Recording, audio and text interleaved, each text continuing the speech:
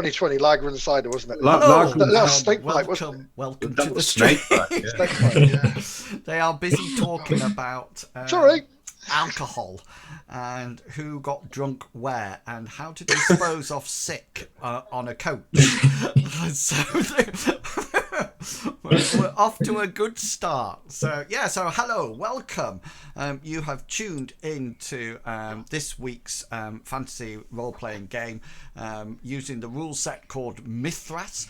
It's a percentile dice system. It's not class-based, it's more skill-based, with not a lot of levels or classes or anything like that. Everything's sort of like, or not a lot of races. Everybody tends to be human, and then that's it. So the party is in a bit of a pickle, or about to be in a bit of a pickle, pretty soon. So I'm going to shut up and allow them to introduce to you who they are, who the players are, that is, and who they will be playing tonight in the adventure. And as always, we go across down there to Mr. Chugga Wugga. Oh, you always start with Mr. Pickles first on this one. No, I start with Mr. Pickles first on Call of Cthulhu. Oh, right. Hello, I'm Chugga. I'm playing Gulliver, the apprentice sorcerer who follows the Order of the Kraken. The helpful sort of chap. He's an orphan. He wants to be liked. He wants people to like him, and he wants to be part of something as well. So, yes, that's my character. Cool. And who are you passing the mic to? I shall pass on to Longshanks CPG because he was quickly writing something down to say. No, I wasn't writing something down to say. I was just titling the next page in my notes. Hashtag preparation. Hi, I'm Longshanks CPG. Tonight I'm playing Hengist. He is he's a somewhat silent person, but he's slowly trying to work his way out of his shell a little bit. He is and trying to come more find his feet again and those sorts of things after the events that have taken place. And yeah, I've completely screwed that up. So I'm going to pass over to the Medivac because he's not concentrating. He likes tea. Hengist likes tea, I'm sure. He makes a mug of tea. He's a good warrior. Whenever you make camp, you make tea. That's the first job. He's a good warrior and he makes tea. Yeah. Hazra Khan, go for it. Hello, I'm Medivac and I play Hazra Khan. He is a nomad from the steppes and he has lost his tribe. He's a bit of a solitary guy who knows about the wilderness and tends to follow his feet wherever he goes. He's met up with these chaps here, and at the moment he's on a quest to save humanity. Well, save somebody anyway, probably Mr. Bartleby. He's a bit wary of people. He's quite a solitary figure, but he's a little bit wary of Gulliver because of what he carries at the moment. But yes, he likes to. What, a copper pot? Never seen a copper pot before. And he's just caught some rabbits, and he wants to see if he can now cook them at some point. So we'll find out about that soon as well. The highlight of the adventure. I know. You're going to have to use. I'll pass on to Mr. Pickles. Thank you. Well, thank you. My name is Mr. Pickles, and tonight I will be playing Bartleby Fumus, our group's theist of the white moon goddess Amriel. He is a naively caring and easily spooked initiate that believes strongly in his goddess's teachings and in the visions she gives him. Through Amriel, of course, all things are possible, such as acts of healing, the energy to continue, lighting candles, and protection from forces of evil. Bartleby's current goal is to make sure that none of his beloved friends, who you've just met, are killed in the swamp that we're about to enter or by the suspicious people who surround us on this trek. And with that, I'm going to throw the microphone. Yes? Mr. Pickles obviously saw Discord chat way before anybody else did. I saw it like 30 seconds before Inwell says, right, Gulliver, right, Chugawugga, off you go. The actual announcement was made last week. Sunday. Do you know, I do wonder. I always do those updates on a Sunday, and I do wonder who actually reads them. You know, that I spend so much time on them. Anyway, so let's give everybody a brief synopsis of what's happened and what is happening, in order to put tonight's adventure into some sort of context. So the top and bottom of it is that the fellow adventurers are trying to locate 3 artifacts that they believe, once these come together, they will be able to go and locate a dragon called Cassini, who at that point they hope are going to reveal the 5th seed that rules all the other seeds, so they can save the whole of Odess. They've already got the first artifact. Bartleby has it securely attached to his wrist, and it is slowly draining his life force out of him. The second, they've discovered that there's 2 other artifacts, a death mask and a torque, like a big necklace. The death mask they found is in a barbarian's treasure chest or treasure hoard, and the name of that barbarian is Hessaret, and he used to rule a raiding barbarian horde around the Vale some years ago, and the party ported, as in teleported, using Gulliver's order that perfects and masters teleportation and summoning across Odess to Matilda's tower. They arrived at Advent and witnessed a murder, and then saw that there was 2 parts of the same original group that were against each other. Why were they against each other? Well, each side of the group had half a map. Where did their map lead? Well, remarkably, it led to Hessaret's treasure. So the party have been travelling with this almost like to this original group that is now, there's a lot of friction about between them, and they've been travelling across the Vale to following Tobias's map, which you can now see on screen if you're watching the stream. They have arrived at the potato that is shaped like a rock that is shaped like a potato, with a circle through it, and they have followed the path, and the 2 sort of like hands like this turned out to be 2 trees, and beyond there lies the dead swamp.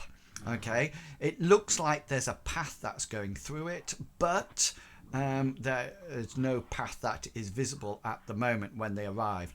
They've just recently got rid of a few barbarians that actually attacked them, and they dismissed those rather quickly, and they decided to rest here the night in order to start the next day's journey at the crack of dawn, so they could actually reach the campsite, illustrated there by wigwams, by nightfall. So the idea is they're going to travel from those trees to the camp and get there by nightfall, so they have somewhere to stay. They have no idea what those wigwams are. It's just one half of the map. So this half of the map belongs to Tobias and his bodyguard, who's called Ark, and then Finiel, who's a lady, almost quite a rogue-like character. Finiel has the other half of the map with her bodyguard called Loran. Okay, and the party is split as to who actually killed their leader, called Zoran, back at Advent. Okay, so that's it. That's the top and bottom of it. It sounds a little bit complicated, but the players are well into it at the moment. And you have arrived at the edge of the swamp. And that's where we left you. I'm just going to pop you over to the map. So you can see that. Okay, so that's where you actually are at the moment. You can see Finiel and Larams are there. Hazra, you did have protection on you, but that will have gone by now. And Party, you will have recovered your luck. That will have been refreshed. And spellcasters, you will have regained your magic. Bartleby, you will need to decide whether or not you want to siphon any of that magic over from your magic pool onto your devotional pool, if it can take any. I'm not too sure how full it is at the moment. I don't believe I've used any of my devotional pool, so I didn't need to transfer any. So that'll be fine then. So you can use them all. So these two trees down here are the biggies. Those, and then beyond that, so down here, this is where your swamp goes. So is there a visible path into the swamp? Yeah. Well, is this? Do you want to look at night, or do you want to wait until the? I thought it was. I thought it was in. Wasn't it? Hadn't we rested? Yeah. Okay Yes, then. it's So across the floor, isn't the next morning then, you all sort of like wake up, and the previous night went according to plan. So I assume that you will try to do the same watches as you did beforehand, when you were further out in the wilderness. So. Bartleby, yours will be over the moonlight era, and then the time, and then the rest of you will take time as usual. Just to let you know, yet again, Laram and Ark did not take a watch throughout the night. They actually stayed up. And it's at morning, early morning, the sun has just risen over the horizon, that people are getting ready, and there's some food provided by Hessaret. So Hessaret, I think you now have a cooking skill of some description. I do have a potential cooking skill. Yeah, right. Yes. So would you like to give it a roll? I will, yes. We're going for, I've worked out 36 is my... Cool.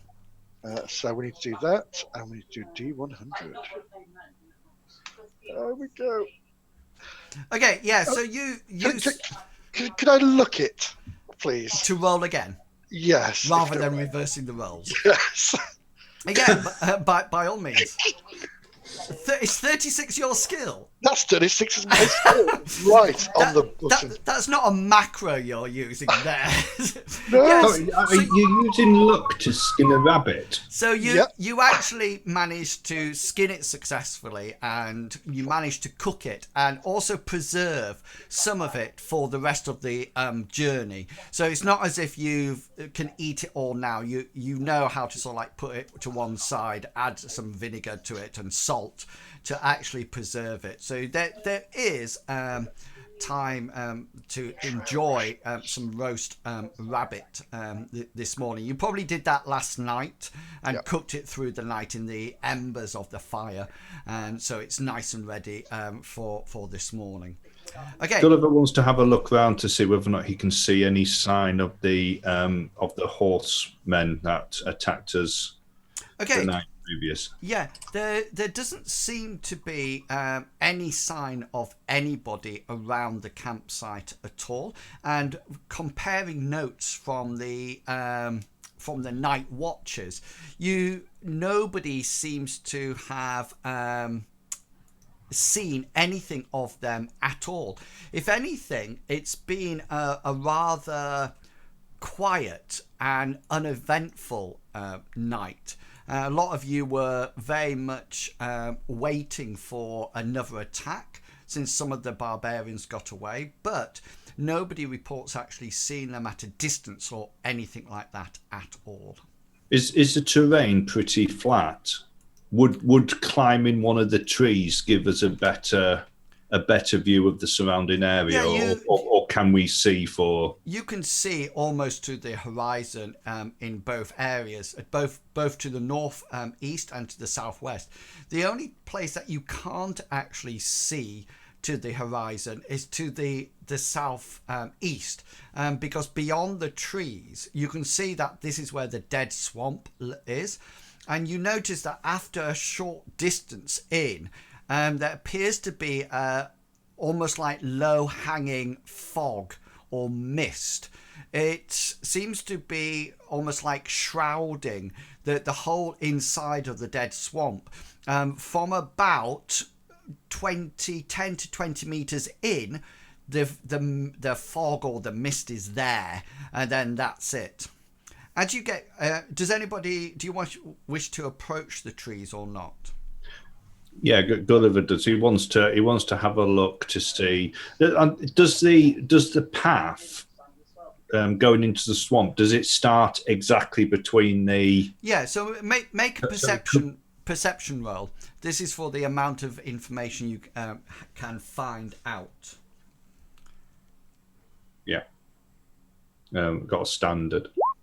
Oh, sorry, it was a bit of a delay coming up here. Okay, so standard. So you notice several things. The first thing that you notice is that there is some kind of demarcation of a path round the trees, and it seems to be almost like as wide as the trees are. And then it sort of like seems to get thinner and thinner and thinner and narrower and narrower as it goes off into the actual dead swamp. You figure that it's only about somewhat like 2 meters wide as it hits the dense fog. The other thing that you do notice while you're on the edge is that there's almost like sort of like bloop bloop noises, and there seems to be almost like mud pits. And you can see even on the outskirts of the swamp, there's sort of like murky water that every now and again sort of like ripples slightly. There seems to be no sound of big animals or anything like that. What you do hear, especially as the sun rises, is almost like a constant buzz of insects, and you can just hear them sort of like buzzing around. A lot of the area, there's like thick mats of moss and sort of like pond scum right the way over, and you suddenly look and you sort of like think, you know, it's actually going to be very difficult to see where solid ground is. You do notice, looking into the dead swamp, that there are some strange trees that are growing. The reason why I say strange is that they do have leaves on them, but they're very sparse leaves, and the leaves tend to be thin and they look almost like spotted, as if there's some kind of blight infecting them or something like that. Are there any marks or symbols etched into these trees on either side? The 2 big trees? Yeah. Yeah, no, there's nothing etched into them at all. The only thing that you discovered last night was that they were very the bark was very rough, and it had ridges in it, as if the trees have been there for a long time and slowly twisted. So there's one more other thing that you notice with your roll, is that there's definitely the smell of sulphur, and you've smelt this before, and sulphur, and you're not too quite sure, Gulliver, but you think also there's sulphur there, but there's a tinge of decay, almost like something rotting. The smell that you used to smell on the street when there used to be rotting vegetables around, etc. Do I know anything about sulphur? Have I encountered it in any of my? Yeah, the only thing that you know about sulphur is that it is dangerous and it's not pleasant at all. Do I know whether or not it's flammable or anything like that? You've seen sorcerers use it, but mainly for alchemy rather than for spell casting. Right. With all that taken in, Gulliver's going to head back to the fire, and he's going to approach Tobias, and he's going to say, Tobias, I don't think it's a good idea to take the horse any further. He sort of like looks at you and says, I cannot leave my horse here.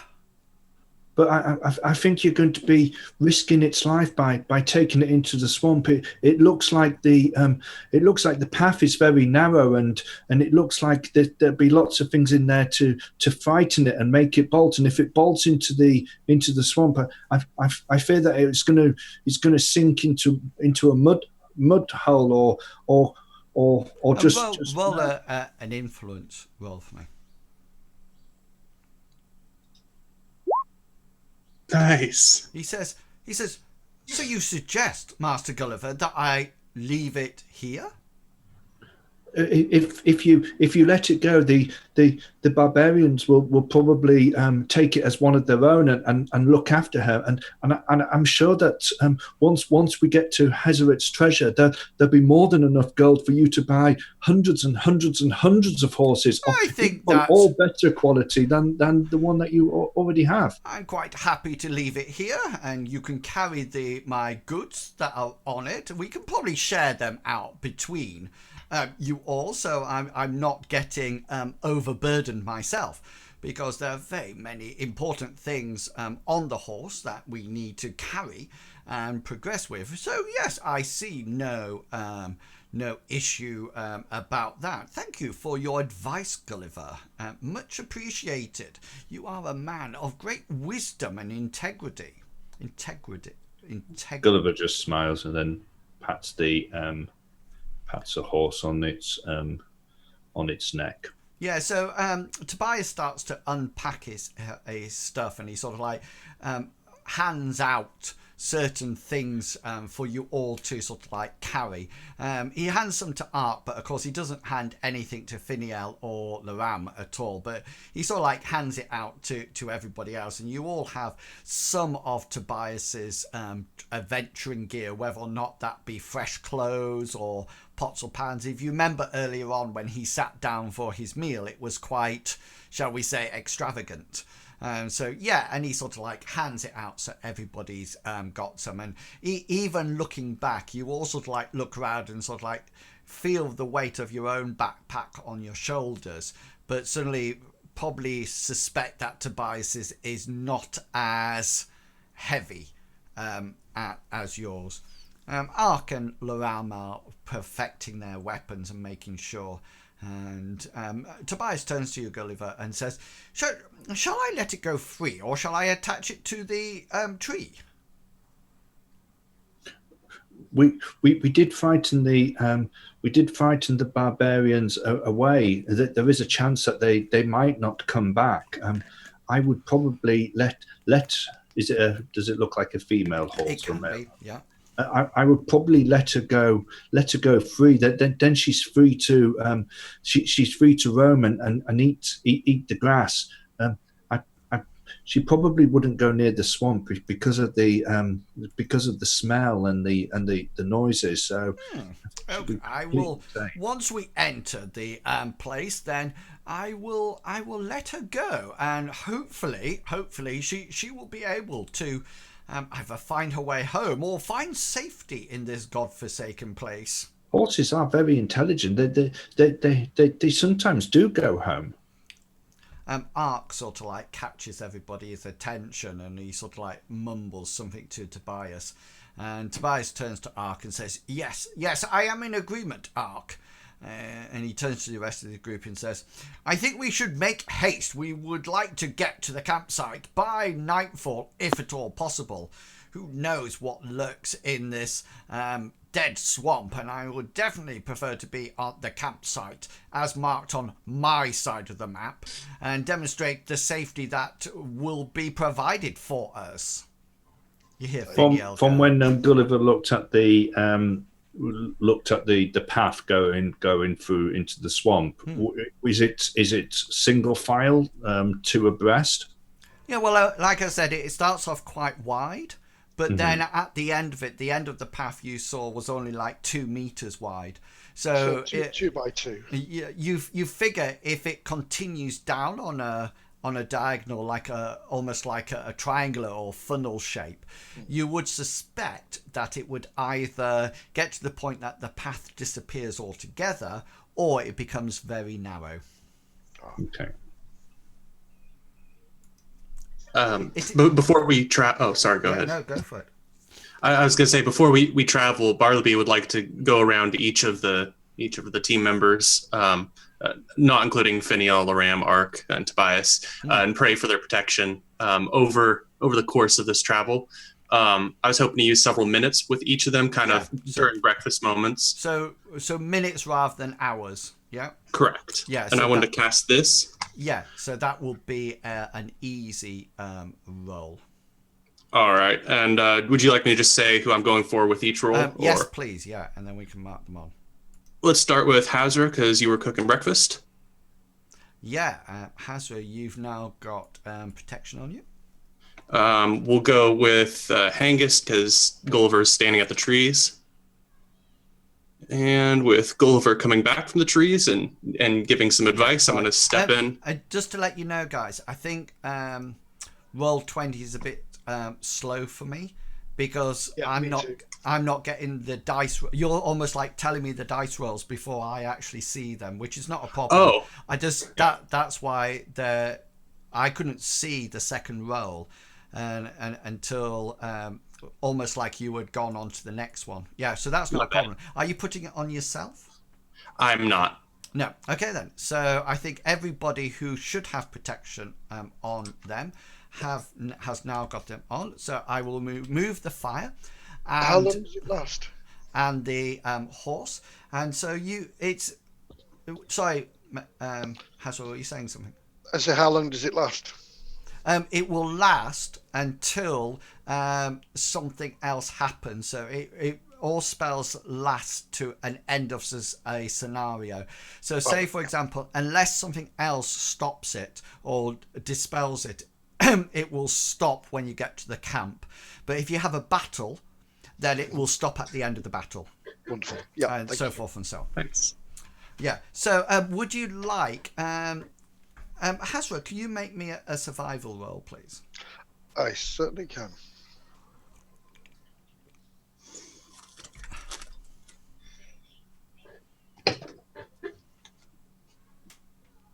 Cool. So you get the feeling that even if the path is wide enough, your problem would be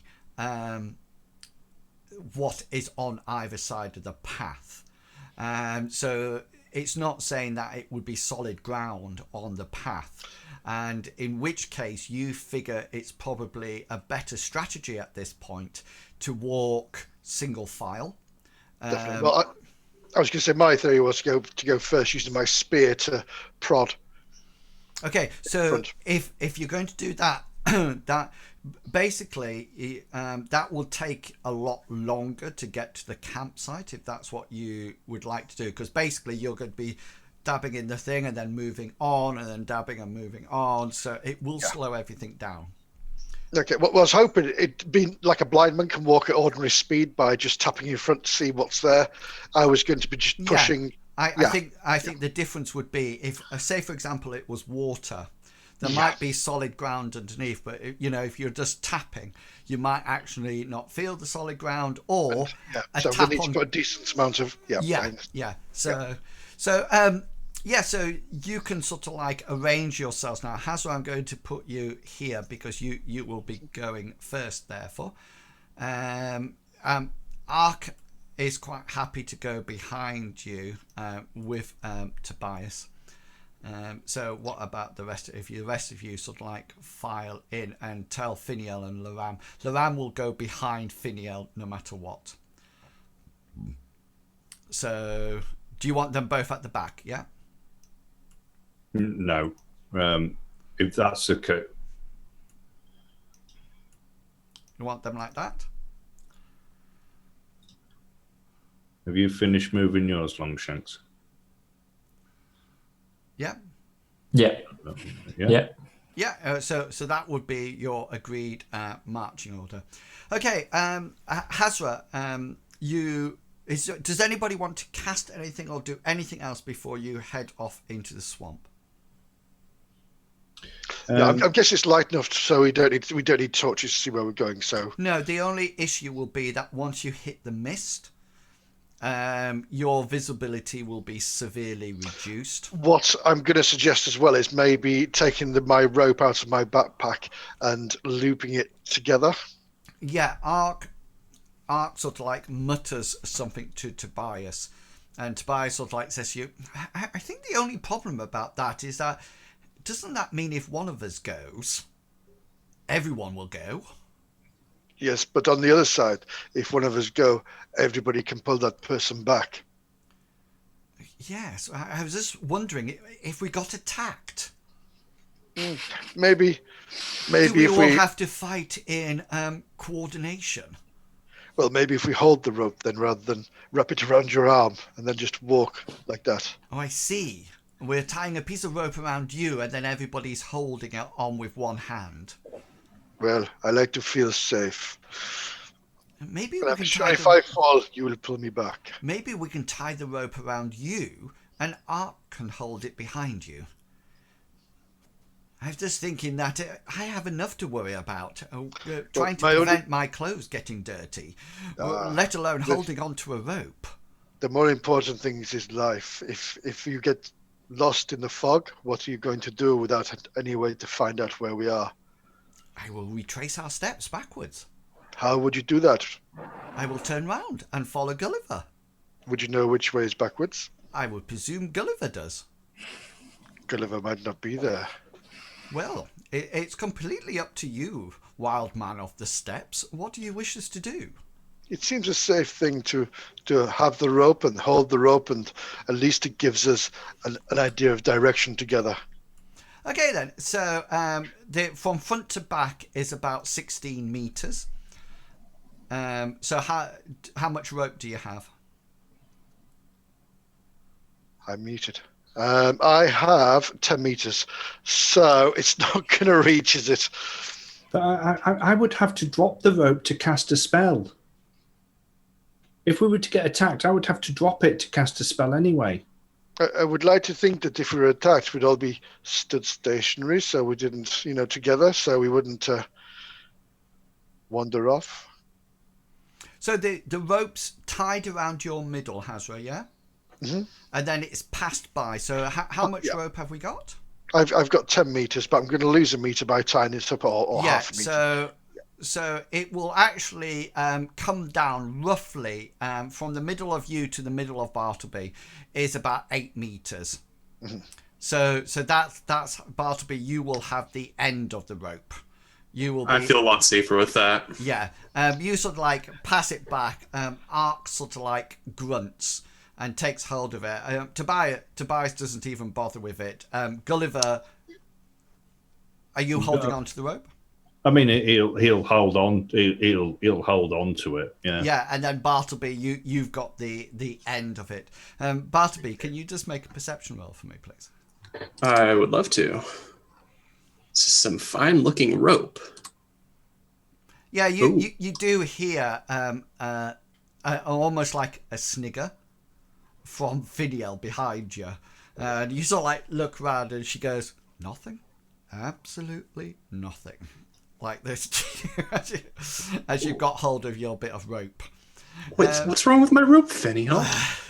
Your rope is fine. I'm sure it will be very. Yes. So you head off into the dead swamp. Anybody else wish to do anything before you venture forth? No. No. Okay then. So as you march in, you do feel that the ground is somewhat spongy. So every now and again, when you place your feet or your booted foot on the ground, there's a slight give, as if it's almost like peat laden with water or some kind of fluid. You'd also do notice that at places, although you stand on solid ground, when it almost like gives way and water sort of like forms around your foot, and then when you lift it up, there's sort of like that sound, and water sort of like flows back into the gap that you left. As you get further and further into the swamp, the pathway goes smaller and smaller and smaller, and you're well into the mist until and then at that point you literally cannot see. Just to give you an idea of how far you can see, you can literally see like 2 meters either side of you. You'll be thanking me for the rope. So this is roughly 2 meters roughly. The bottom one's a little bit too far out, so I'll move it a little bit further in, like that. So it seems to be getting narrower and narrower. But the most disturbing thing is that as you all walk, you can't see a path at all. Because by the time, Gulliver, you have got to that, to where your place, there's been 3 people stood on it. Hengist, by the time you get there, all these things are quite waterlogged because roughly the same people are standing on it and sort of like pushing the peat further down every single time. Hazra, you're in the lead. Could you make me, please, a perception roll? It's a hard perception roll, but you can augment it with your survival. So you could take 120 of your survival, a fifth of it, and add it on. So okay, so it's going to be 11 on top of this. Okay then. So roll the normal skill, and then we can add 11 on. Yeah. So even with the 11, you're not going to make the hard, because we would take 11 off that roll. So you're going along, and more you suddenly think, are you actually on the path, or are you just walking through the dead marsh? You're not altogether sure anymore. You just seem to be going forward, and the ground doesn't seem to be changing much, but it's definitely doesn't seem to be. It's getting less and less solid. Let's put it that way. Can we see the sun at all? No, even as a. No, the whole you figure that with the overhanging canopies of the trees, and also this dense fog and this mist that is getting more and more, and even the smell of decay and sulphur is getting bigger and bigger and bigger. Can you make for me, please? Each make a fatigue check. So you're rolling your endurance. Oh, well done, Bartleby. Okay, so if you made your endurance roll, then can you just take 1 level of fatigue? Oh. It's not because you are walking. I'll tell you what it is in a moment. If you didn't make your endurance roll, can you please take 2 levels of fatigue? And the reason of this is twofold. Number one, the air that you're breathing appears to be more and more rancid. And so you'll try not to take big, deep breaths of this air. And the other reason you're taking it is because you are being bitten. Any exposed bit of skin seems to be attracting things like gnats and mosquitoes and things like that. And every now and again you look down, you sort of like feel a prick on your arm, and you look down and there's just sort of like some kind of insect sucking your blood out. You quickly squash it and pull it over and then drop it down onto one side. But there's definitely more and more of both the smell and the these insect bites. Yeah, Hessaret, what would you like to do? I'd like to just halt for a second and say, I don't know if we've lost the path here. It seems to be getting softer and, well, it doesn't feel right in my belly. It shouldn't be. If this is a path through this swamp, it shouldn't be getting like this. I don't know. But are we heading in the right direction? But we seem to be, but I'm not sure. Maybe the path's just been, I don't know, swallowed up by the swamp. You just hear Hengist call from the back. Why have we stopped? You've not got us lost, have you, Hessaret? As he's shouting that. He doesn't know, he can't hear. We haven't stopped. Have you lost the rope? What rope? No, I was just saying that it doesn't feel right. The swamp, it feels a little. I don't know. I'm uncertain. This is new to me. I've never been lost before. I've always been here. So I'm going to try to, again, with my spear, feel around and just see if it's firmer on any sides compared to where going ahead, or... Yeah, you sort of like get the butt end of your spear and sort of like poke it around, and much of the ground appears to be exactly the same consistency as anything else. Right, so I don't know whether it's turned off because it's felt the same. Why can't there be a sharp drop on the other side? Hessaret, we don't want to be out here during the dark. We need to make the campsite. We need to make it. Okay, we'll push ahead and see what happens. I would suggest probably covering your nose or your faces. There's some foul smells here, and I'll pull up my face. Yeah. A bit more. Yeah. Can you make My veil. a survival check for me, please? Certainly. Do you know you said about Tobias's equipment that was showing? Is there any? Do we have to take into account any weight on that? No, it's just almost like 1 unit of your 20 unit backpack. I will use a point of luck on that. So that turned to 06. You get the feeling that the whole escapade in here might be easier if you maybe had the map, because you really don't understand. You remember from memory that the path, the last time you saw the map, the path sort of like twists and turns, and without that, you're not too sure what is going on. Oh, sorry, my thing went. Right, and so Hessaret will look back at Tobias. Tobias, may I have the map so I can at least see where the line goes and maybe follow it in some way?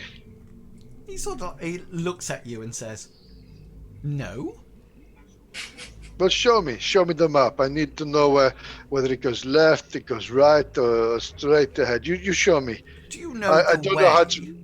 I don't know how to read the map, so you show me. You tell me. Do you know the way?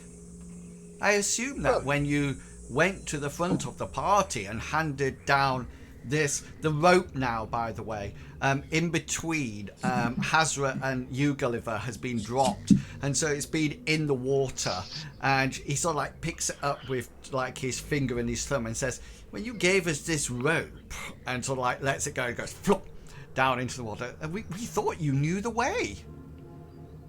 It's following a path. It's a simple thing to do until it gets lost in the fog. So let me have a look at the map so I can see whether I go left or whether I go right. He says, the first response to you and says, "Sorry, you are obviously in partnership with Finiel. You want the map, so I give you the map, and then why does that leave Tobias, Ark, and myself?" Don't be foolish. All I want to do is see which way it goes. Just open it up, hold it in your hands. and let me have a look, please. And from the map, you know the way. I just want to see which way the wiggly line bends, whether it goes up or go down. Right. And you can guarantee we're on the path. That's why I want to have a look. Right. I'm somewhat confused now, Hessaret, because it seems I have a weird sensation that you do not know where we are. And Tobias turns to you, Gulliver. Gulliver, my fine man, what's your view about this? Hasra is very good at finding things. He found some rabbits last night. I would probably say though, Tobias, that if you're unsure in his ability to find the map, find the way, because it is very the path does seem very narrow, and there is a lot of pitfalls ahead. But if you're unsure of him finding the way, and you don't want to give him the map, I'm sure he wouldn't mind awfully swapping places with you, and maybe you could. It is your map after all. Maybe you could lead. Right. Well, Bartleby, you suddenly you're just sort of like stood there holding the edge of the rope, and you suddenly feel this presence by your neck, and you can smell the sweet perfume of Finiel, and she sort of like whispers in your ear, and she says, I would give you the map if it was on my half, just to let you know. Gulliver's going to say, but one thing's for certain, Tobias, that if we don't get to the campsite before it gets to nightfall, and we get caught out here in the dark with God knows what about, well, I think I would rather have been the horse. Finiel, Bartleby. Tobias will reply to you in 1 second, Gulliver. Finiel whispers near your ear yet again, Bartleby, and says, Loram and I would work as a team. You know, we would share stuff with you. Working together. Tobias turns around to you, Gulliver, and says, I completely understand that, but I am somewhat confused, my good man, Gulliver, because, Ark has travelled to this site on several occasions and knows the way, but your fellow companion has taken the lead, and we assumed he knew the way. Is that not the case? I think he took the lead, Tobias, so that Finiel and Loram didn't think that that you would leave them. Oh, I see. He was trying to be diplomatic. Well, with one of us leading, nobody can then say that one of the other members have the upper hand. Right. If you notice, there's one of us at the front and one of us at the back. Would this be Gulliver? You are so knowledgeable. I am so pleased that you are actually with us on this trip. Gulliver just smiles. I mean, the others are somewhat lacking in the area of intelligence, I think. Bartleby is very intelligent. Oh, yes. He knows lots about monsters. Really? And yet and law. And yet he believes in a somewhat divine being that has long since been dismissed by the race of man. We have much better divine beings to worship now. Worship and actually give us some kind of response. Anyway, my good friend. I don't think beliefs and knowledge are linked, though, in any way. It's almost like believing in knowledge and intelligence, especially, allows us to accept, Do you remember the story of the hideous goblin that your parents used to tell you about? That hideous goblin that would come in at the end while you're sleeping at night and tie your toes to the bedstead. No. See, intelligent children knew that was just a story made up to scare them. I don't have any parents. Oh, Master And Gulliver, my heart I wasn't my heart told has stories. just broken for you. Can I just say that you've done quite a good at your upbringing and your obviously prowess. You've really done yourself proud, my good man. Well I think that done. was down to Master Healy. Yes, well, he was a good man as well. Do you think this would be an opportune time to allow Ark to direct your fellow adventurer? And just so the rest of you know, Tobias is not making this conversation quiet. It's almost as if he's talking to Gulliver in a quite loud and almost like arrogant voice. And even Hengist down at the back, you can actually hear what he's saying, and so can you, Hessaret. If he knows the way, why didn't you say to start off with, or did I miss that part? We just I saw. didn't realize he'd been here before. He sort of like turns around and says, "Sorry, we just saw you walking towards the tree and then commenting about tying ropes to us."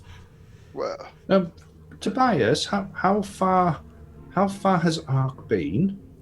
Well, according to Ark, and he's somewhat limited in the vocabulary department, apparently he has made it to the campsite. Does he know what the other symbols mean on the map? I can remember seeing two more symbols. Yes, very interesting that, Gulliver. He said, when I mentioned it, he grunted, which generally means he's not prepared to share information. Finial says to you, Bartleby, we would share information with you. We would share every piece of information with you, since we are in a party. We are working collaboratively. We are working together. I'm trying to pray, Finiel, please. Oh, sorry, forgive me. Do you need any help praying?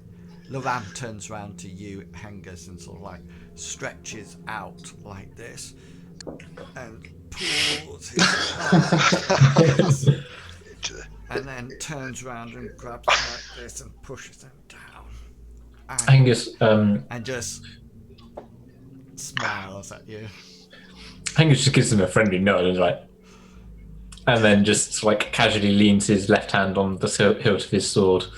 Yeah, and remember, and taps his foot and going. Loram has that huge double-handed hammer that he's sort of like almost. Did he like, put that down to do all his flexing? Yeah, but as you move your hand to your sword, he picks it up and he holds the shaft in one hand and supports the head, and he uses just that end that his hand is on to lever the whole two-handed hammer up and down really slowly, and just sort of like grins. So the amount of power he must have in his forearm, and his wrist to actually do that. And Tobias turns. He says, "Thank you for your talk, Gulliver. You are such a knowledgeable person. Hessaret." Yes, Tobias. Hessaret, but I've had a talk to your wonderful sorcerer here. Tobias, I heard. Ark, my friend, would you like to... Oh, Hessaret, you should not listen into other people's discussions. Sorry, We have a name for people like that. Next time you want to talk, I will put my fingers in my ears. We call them sneaks. My boots are really waterlogged. Yes, Gulliver, I think it's because your friend Hessaret has led us in the wrong direction. Ark, my friend, can you show me the way you went? Hessaret, Ark is willing to tap you on the shoulder to grab you round the middle and direct you if that would be... I have a better idea. Ark, why don't you pick up the piece of rope and then just tug Hessaret in the various direction? I don't think we need to do that. Ark Maybe Ark, if you go... And so picks up the rope. Ark, put the bunny back in the box. He sort of like looks at you and then he's sort of like, he's facing you, and he's got the right hand on the rope, and with his left hand he goes, Okay. So Azra will follow his directions yeah, while still and prodding ahead. you seem, the whole group, you feel yourself going on quite an arc, and as you go through the arc, you eventually, as arc tugs Hessaret back the other way, you suddenly find that after a while you are actually on more solid ground, and you sort of like, arc tends to push you with the rope, tugs you here, there, and everywhere. And every now and again, and Gulliver and Bartleby, you see this. Hengist, you probably don't see this, but if you can make for me a formidable perception, I will allow you to see it. He does nothing. No. I got a standard though. I never get standard. Do you wish to No. use? Okay then. So Bartleby and Gulliver, you see this every now and again.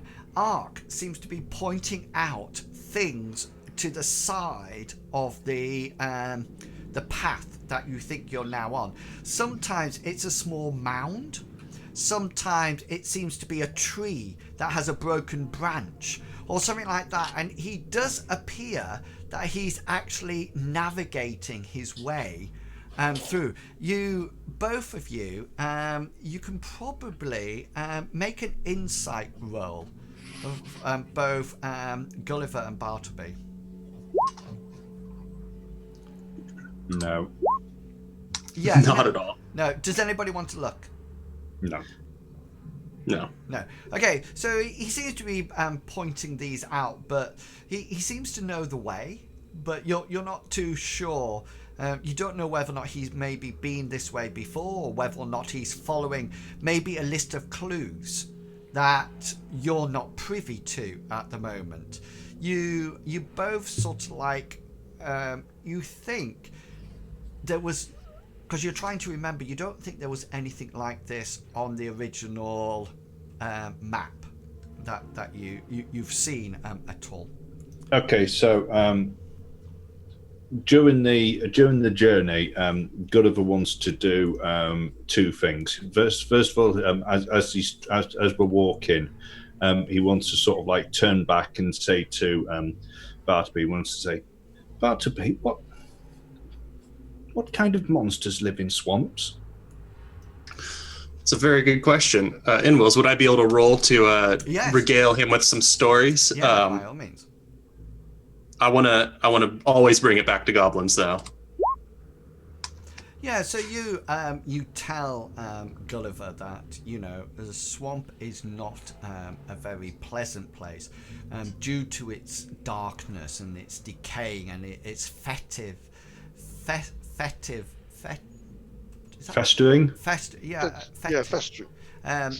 Smell. It's not a place where normal animals would lurk. They tend to be evil animals, or creatures is probably the better word. Things like swamp goblins might patrol the areas, or hideous, lonely spirits like the one that Bartleby encountered at the farmhouse, haunts or lost spirits of man and women and children, because if you got lost here, then you'll probably just die, and then those spirits would actually be trapped in the swamp forever, almost like attached to their former host, and they would just wander through always searching for an escape, but not being able to leave the swamp.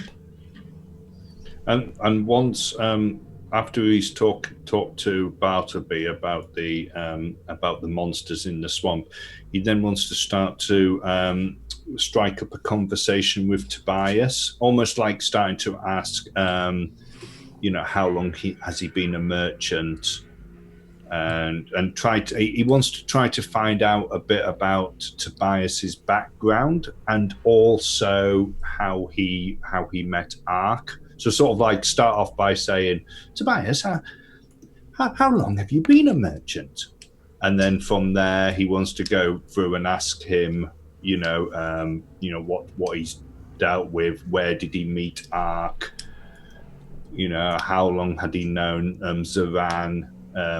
He wants to try to get Tobias talking about himself and see what. And he regales you with lengthy stories about what they've done and what they've been up to, etc. In particular, he's listening for anything that might allow him to associate Tobias or Ark with the necromancer or anything to do with the seeds or. Yeah, well, those topics never seem to come up.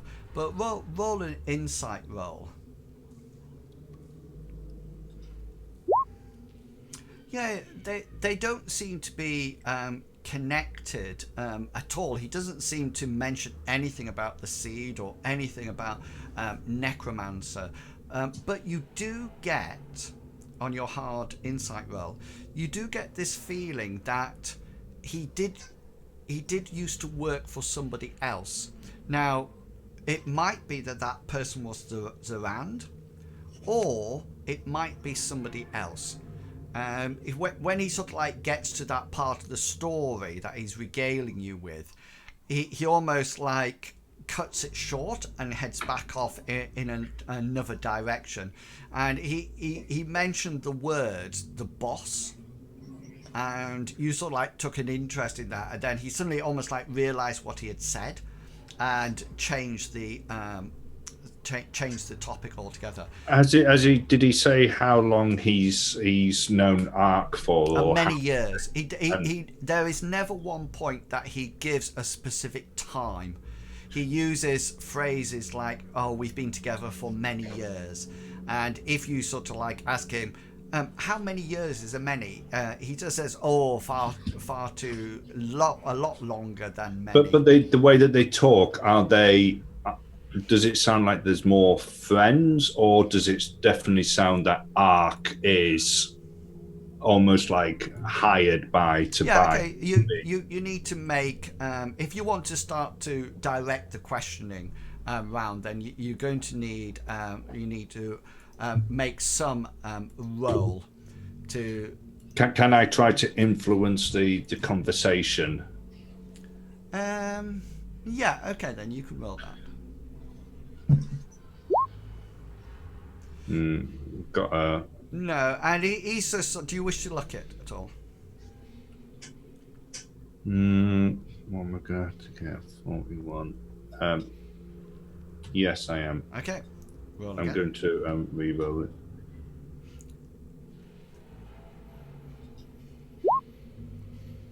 Yeah, what was your? It seems that he talks about the group more in the sense of business partners rather than friends. So they're all sort of like on equal pegging then. Yeah, apart from Zorand, which he frequently comments as the person who lived the. Yeah. And it's while you're deep in conversation with Tobias that sort of like talking away to him and looking at the back of his head is that when you suddenly notice that you stand on something, and the thing that you stand on suddenly sort of like twists and writhes and sort of like wriggles underneath your foot, and when you look down you appear to have stood on a snake. It's not a large humongous snake, it's just like a normal everyday snake, but as you step on it, it does the one thing that snakes tends to do, and it turns around and it takes a bite at you. Where's my roll there?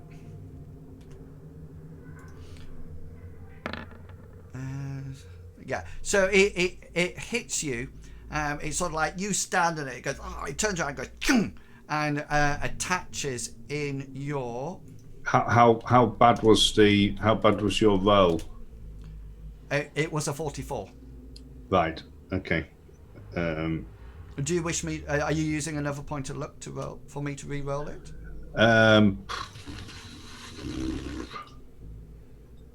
No, because I've no idea. I've no idea what You sure? what you need or anything. Okay. Do I get a chance to evade it, or is it a surprise? It's a surprise attack. So it hits you in your... One is left, two is right. In your right leg. Okay. And it does... 1d3. Take away 1d8. So here's a d3. So that's 3 points. And then this is the d8. So it doesn't do any damage to your leg at all, although it does break the skin. Can you please make for me an endurance resistance roll?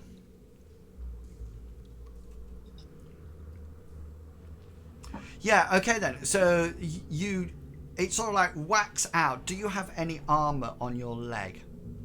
No. No. You feel it sort of like clap round. Its fangs actually penetrate into your leg, and that is when you suddenly come round from your senses. And what would you like to do? So Gulliver's just going to. Was there any pain? Yes. Right. It didn't do any damage though, but it did break the skin. Okay. Would the protection of my goddess help at all here? It didn't do any damage. So the protection would have just reduced any hit points of damage it did, but it hasn't done any damage to it. It looks like it's just it's a bit like the mosquito bites. You know. So Gulliver's going to just pull up short, almost like take a step back as this snake bites his leg, and he's going to go, it's a snake! It's bit me! Yeah, and Tobias goes, oh my god, a snake! And the snake shows you step back, Gulliver, and sort of like release it from your foot. The snake goes rolling off. Can I see what type it was? What colour it was, or what markings it has? Anything like that? Yeah, make a perception roll.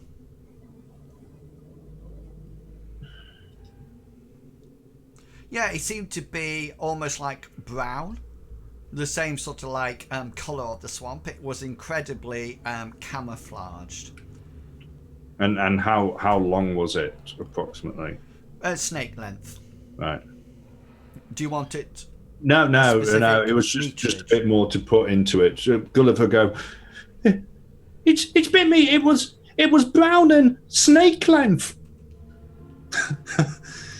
Bartleby would like to immediately start into one of his two-part prayers, and Gulliver, of course, can hear it. The first part having to do. Let go of the rope, by the way, when he got bit.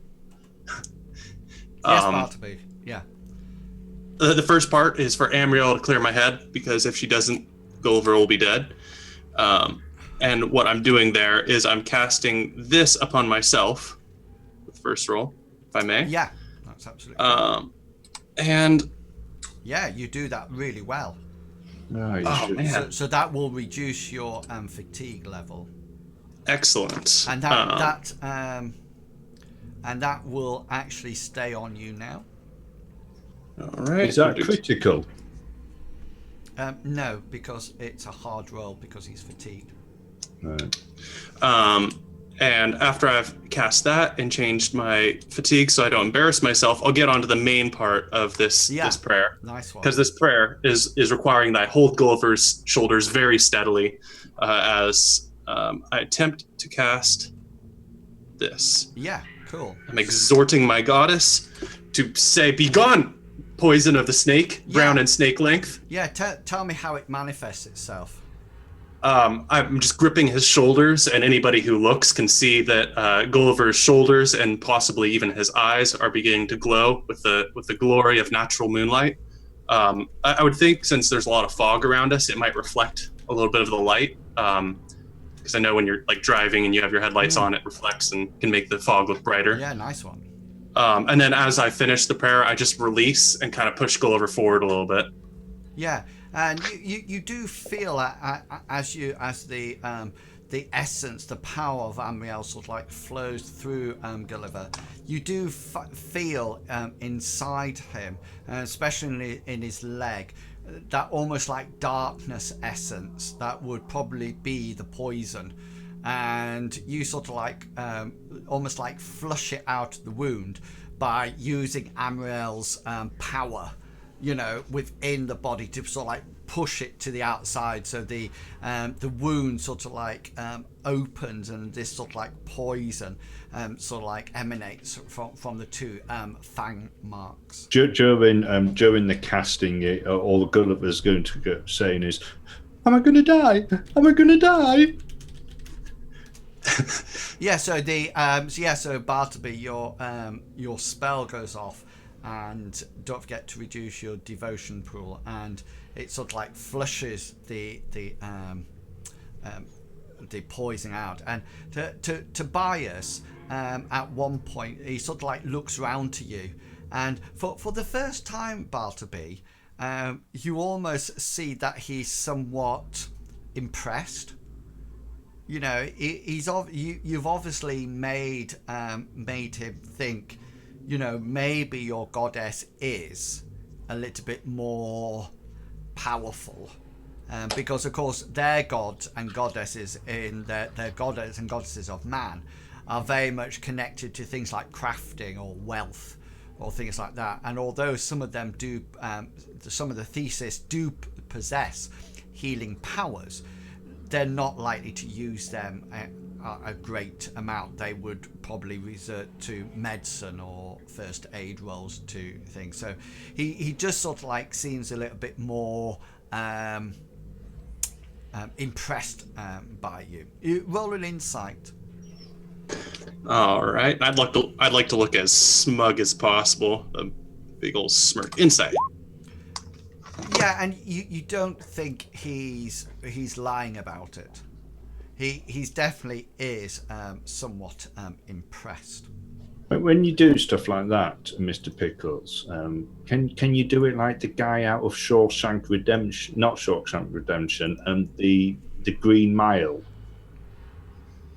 The big died at the end. Dude who sort of like sucks it out of there and goes, and it all comes out of his mouth. What, like bees and horrible stuff? Yeah.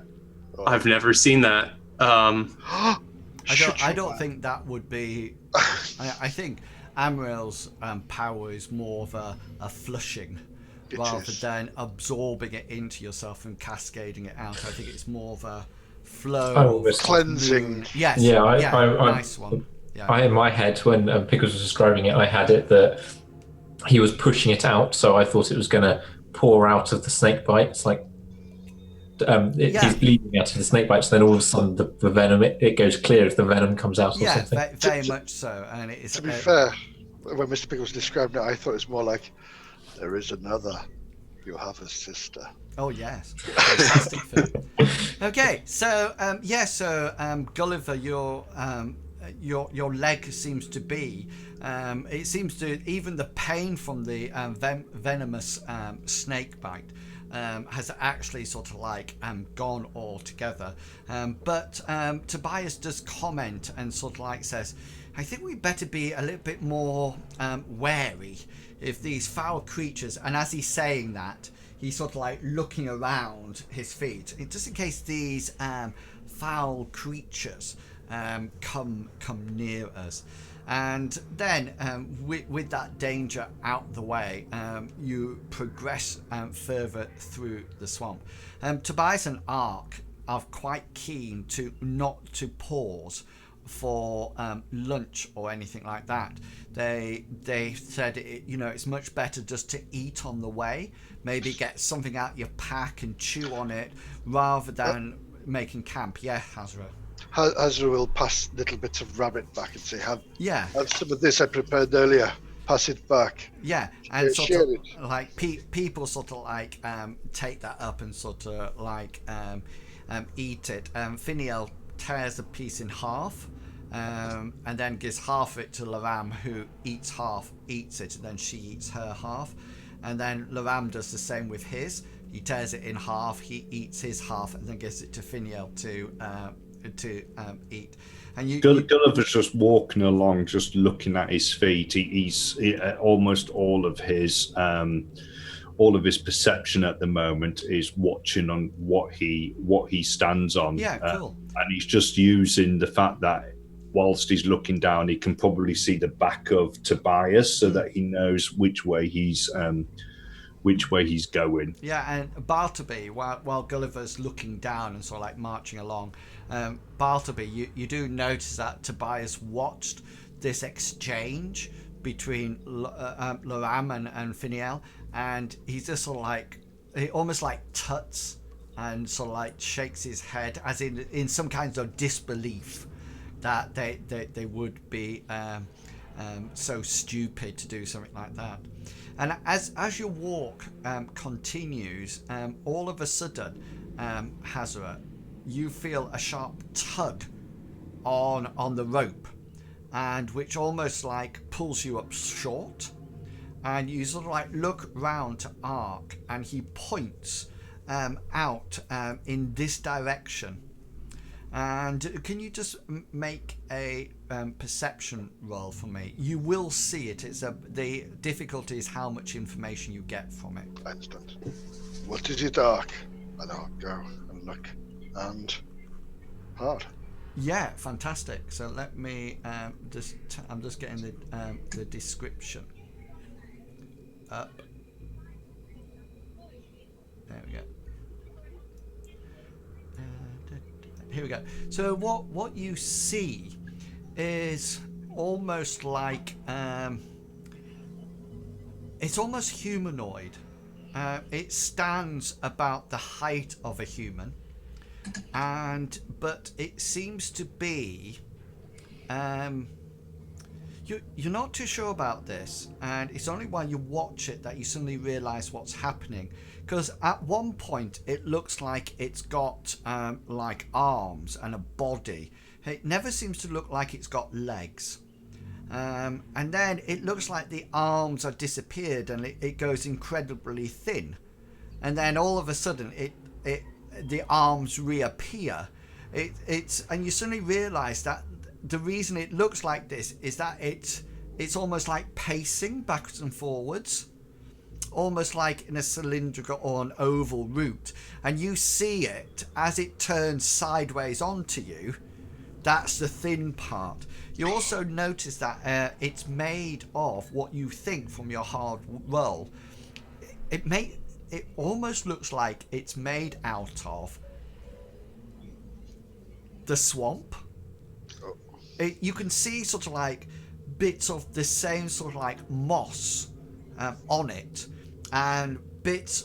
It looks like it's made of peat or some kind of the pondweed, and you can't see a face on it. It looks more like a form. Hengist and Bartleby, can you make perception rolls as well? Gulliver, you will make this perception roll because you're looking down. Oh, nice one, Hengist! Fumble, put myself in the eye. And Bartleby, do you wish to roll again? With a point. No. I'm going to save my luck.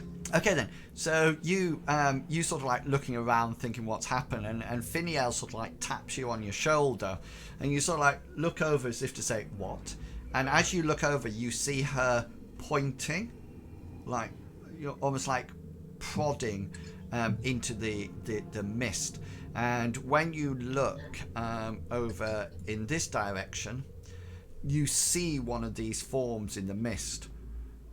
Exactly how I've described it to Hessaret, and it seems to be in the mist, and it's very difficult for both of you to work out. Hessaret, you made it out better because of your hard perception roll, and so you saw it better.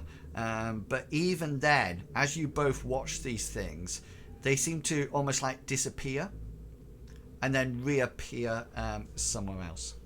So they're taking they're not noticing us. We'll just plod on then. In fact, I'll turn to Ark and say, and whisper, "Is it, Ark friend? Is it safe to keep going, or do we dispatch these creatures?" He turns round to Bias and sort of like mutters something, because you suddenly realise that none of you have actually heard Ark talk. He only ever whispers at Tobias, and if he does answer you directly, it's almost like a grunt.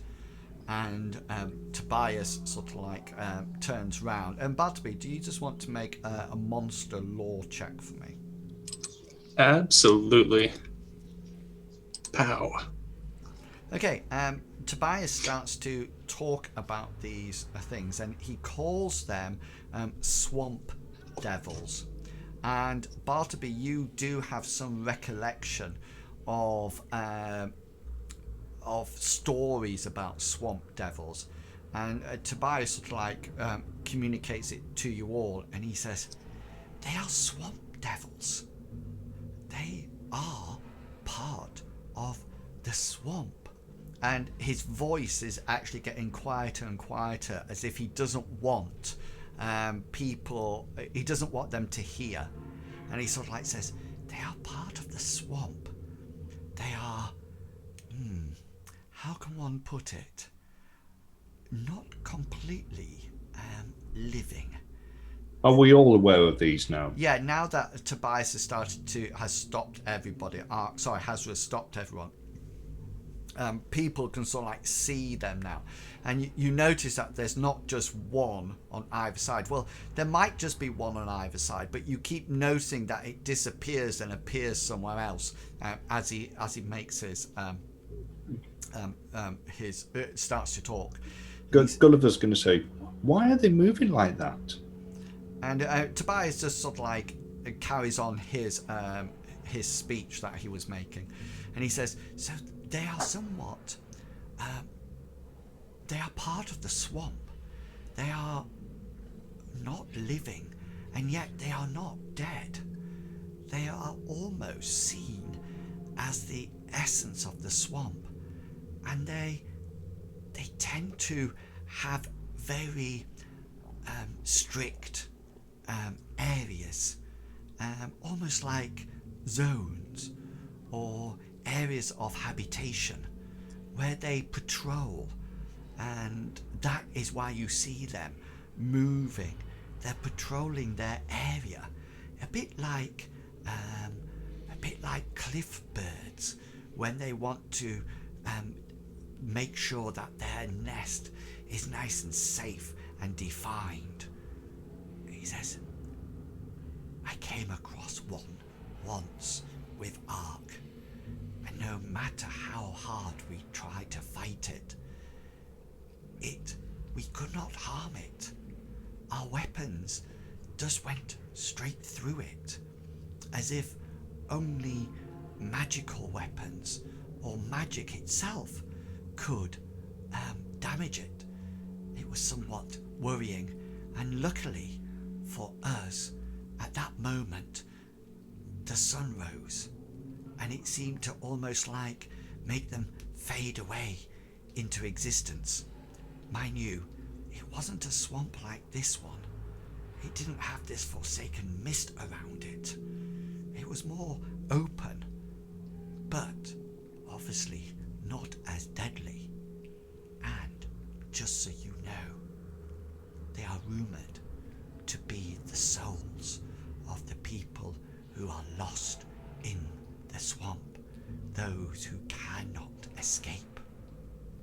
It is somewhat disturbing, but I'm sure people down here will have weapons that could actually damage these vile creatures. Obviously, your brave fighter at the back, his sword is no doubt imbued with magical powers. I feel safer with him around." I'd like to think, Tobias, did these things, did it attack you, or did you attack it first? We crossed. Good question, Hessaret. we crossed into its territory, and as we crossed into its territory, it attacked. Ah, good. So long as we keep out of the patrol paths, we should be okay. Yes, but remember, we never know whether or not we are wandering into one of their territory at this moment. Well, if we can see if those on the sides are walking in a very slow, small patrol, I'd like to think that if we saw something coming towards us, what will be, it will be. It's quite reassuring that, you are here to protect us. Yes, it certainly is. It'll be an interesting journey. Gulliver wants to, when we set off walking again, he's now keeping an eye on to the left and the right and just seeing whether or not he can see any more of these swamp things. Yeah, hang on. I've got a picture of one. Hazra's going to run through the swamp going.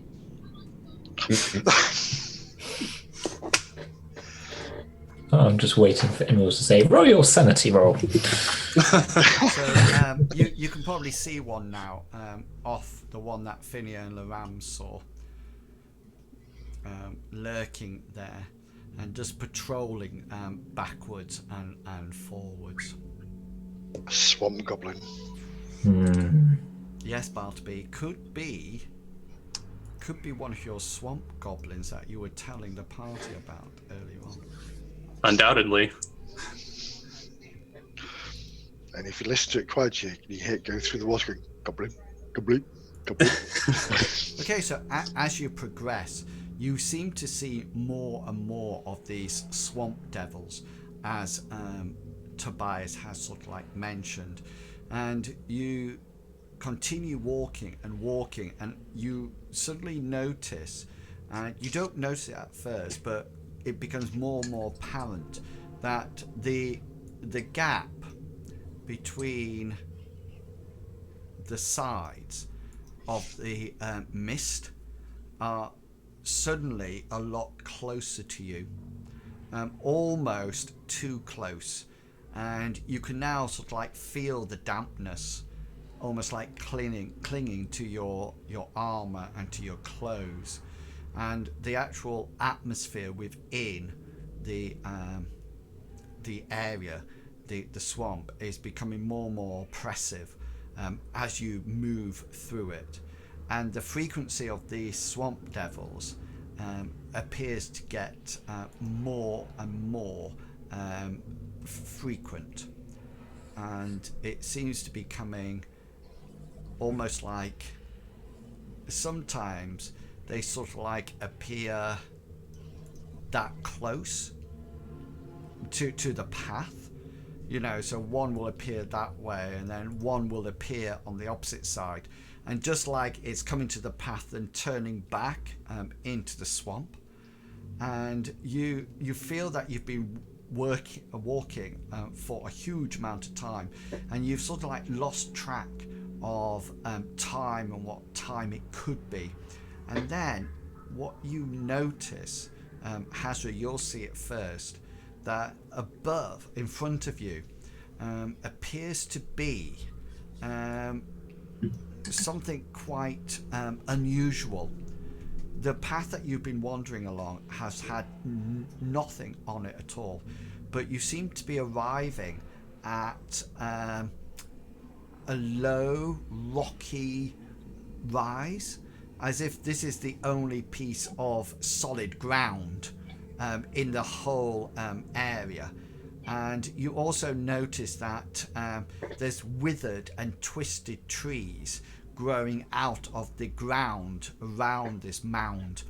And as we've been walking, Gulliver sort of like had his hand in his tunic, And as these things have sort of like been getting closer and closer to the edge, he's sort of like taking his hand out, and he's holding the magical disc that he uses to channel his that spell through. He hasn't cast anything, but he's just holding it ready. Cool. And you get closer and closer to this mound. Hessaret, you're in the lead. Do you actually want to go up onto it? I want to look at Ark and look at him questioning. So, do we go up to it, or do we go around? Do we go up, or do we go down? He looks at you, and you sort of like say, "Do we go up?" And he just smiles and nods his head. He turns round to Tobias and says something to him, and Tobias says, "Oh, it's a campsite. This is where we stay the night. How wonderful!" Lovely. And the party sort of like goes up and gathers round this mound.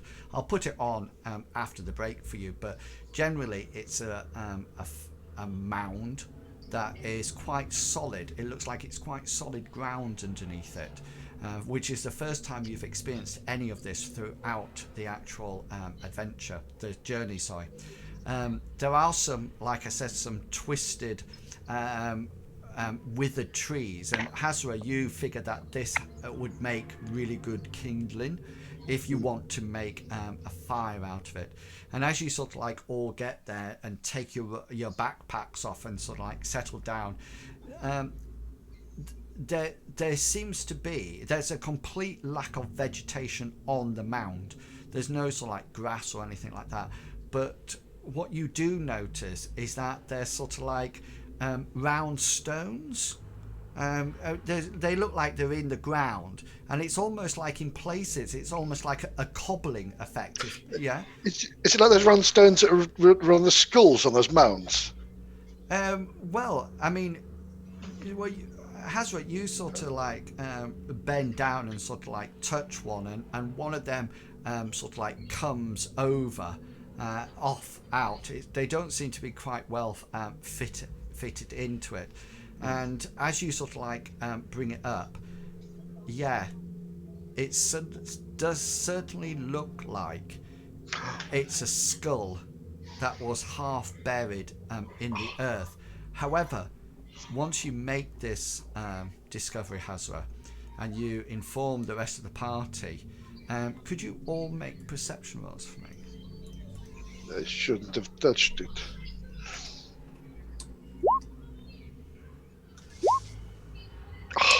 Could I use a point of luck to reverse? Yeah, by all means. Then I will, which gives me a 17 instead. Hard. Yeah. Okay, and you all start to find something around this campsite. Bartleby, your discovery is that there seems to be bits of eroded weapons. There seems to be bits of axe or sword. Gulliver, you find what appears to be cooking utensils and some kind of cooking gear. And Hengist, you find nothing. You're just stood on watch with your 87. You do make perceptions better now, but that's unfortunately that's not it. And Hessaret, you found the skulls. Can one of you please, and we'll do it as a team test. Can you tell one person, it depends who it is, it's up to you, whether or not how much insight you've got, and then add 1/5 of your insight to the person who's going to roll it.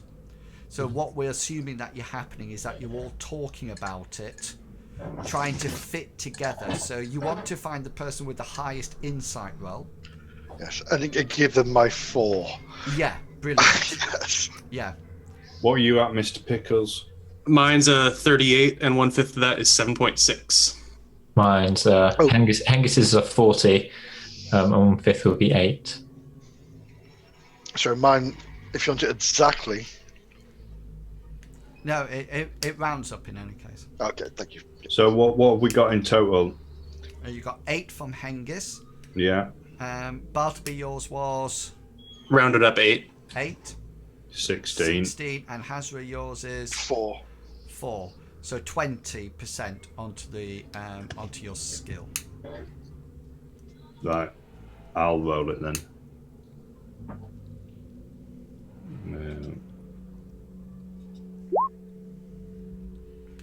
And I'll use a point of luck To reverse it. Yeah.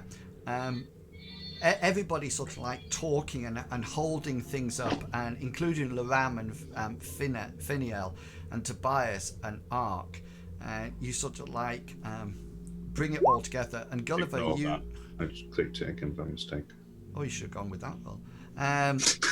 What you come to the conclusion with, Gulliver, is that this site is obviously the site of something that was a camp that was then attacked.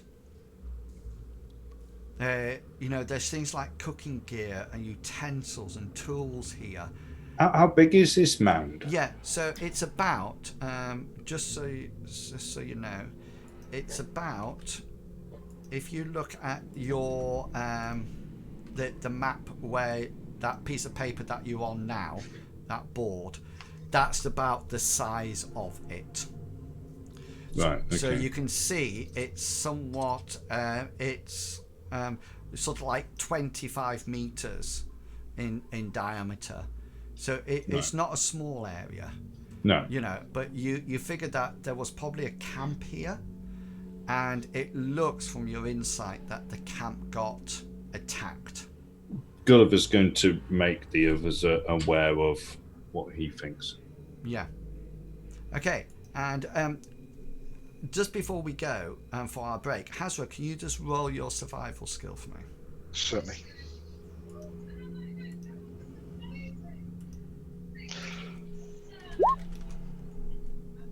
With style and panache. Yeah. You managed to get a suitable fire, like a kindling to form a fire, and you sort of like put it in the middle of the ground, and as you put it in the middle of the ground,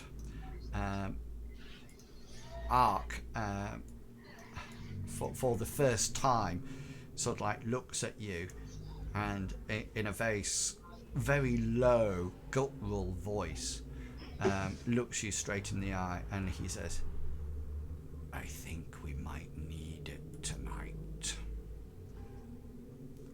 And we will have our break there.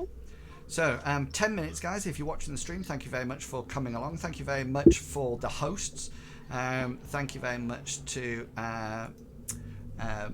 Raf Inspired for your host, to Master Jedi Obi-Wan for his host, for Debaldi for his host, and thank you very much for Bob Bear for actually hosting us as well. We're going to take a 10-minute break, so please go and grab a beverage, get some snacks, stretch your legs, go to the bathroom, and we will be back in 10 minutes. So we will see you soon.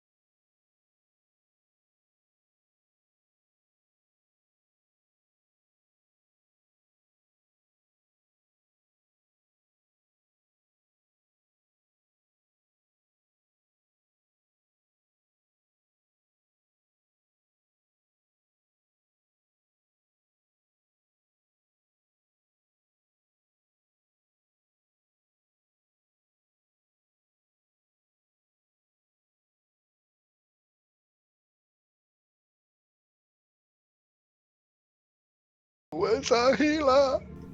Yes, There he is! Yes, he just come back. Amriel made it. Amriel will be with us, and she appeareth. Yeah. A vessel of... Amriel giveth, and he taketh away. Yes, He so, should get a bad mark, though. He was officially late.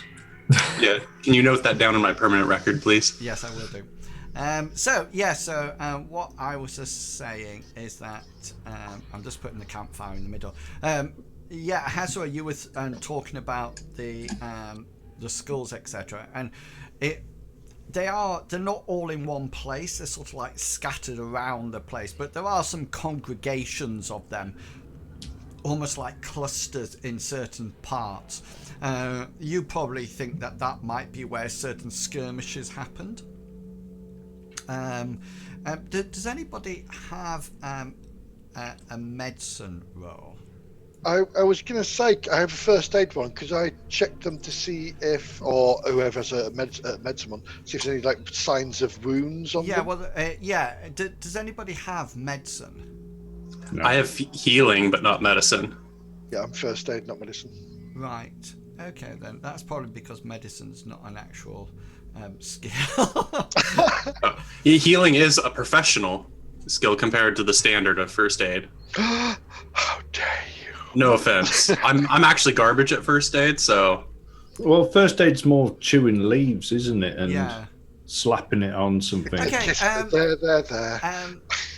Bartleby. So you've all settled down. So you will be able to get rid of your fatigue now by waiting X amount of time. So make sure you take that fatigue off before you do these rolls. Bartleby, can you just make a healing roll for me? Not that you were ever fatigued, because the light and essence of Amriel flows through you. I was going to say something, but now I don't have the opportunity. Healing. Yeah. Yeah. Could I use a point of luck? Yes, by all means. So that'll make it a formidable success. Okay, then. It's just while people are sort of like doing. Hengist is making everybody a cup of tea.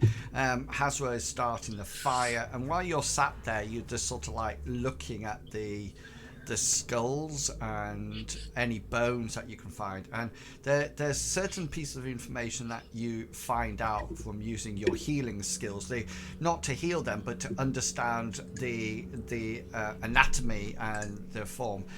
The first thing that you notice is that there are both men and women. Okay, that's quite clear.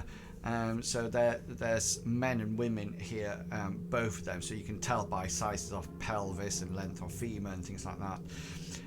The other thing that you notice is that yes, there are signs of almost like a battle, in the sense that some skulls have almighty cracks in them, as if they've been suffering from blunt force trauma or something like that.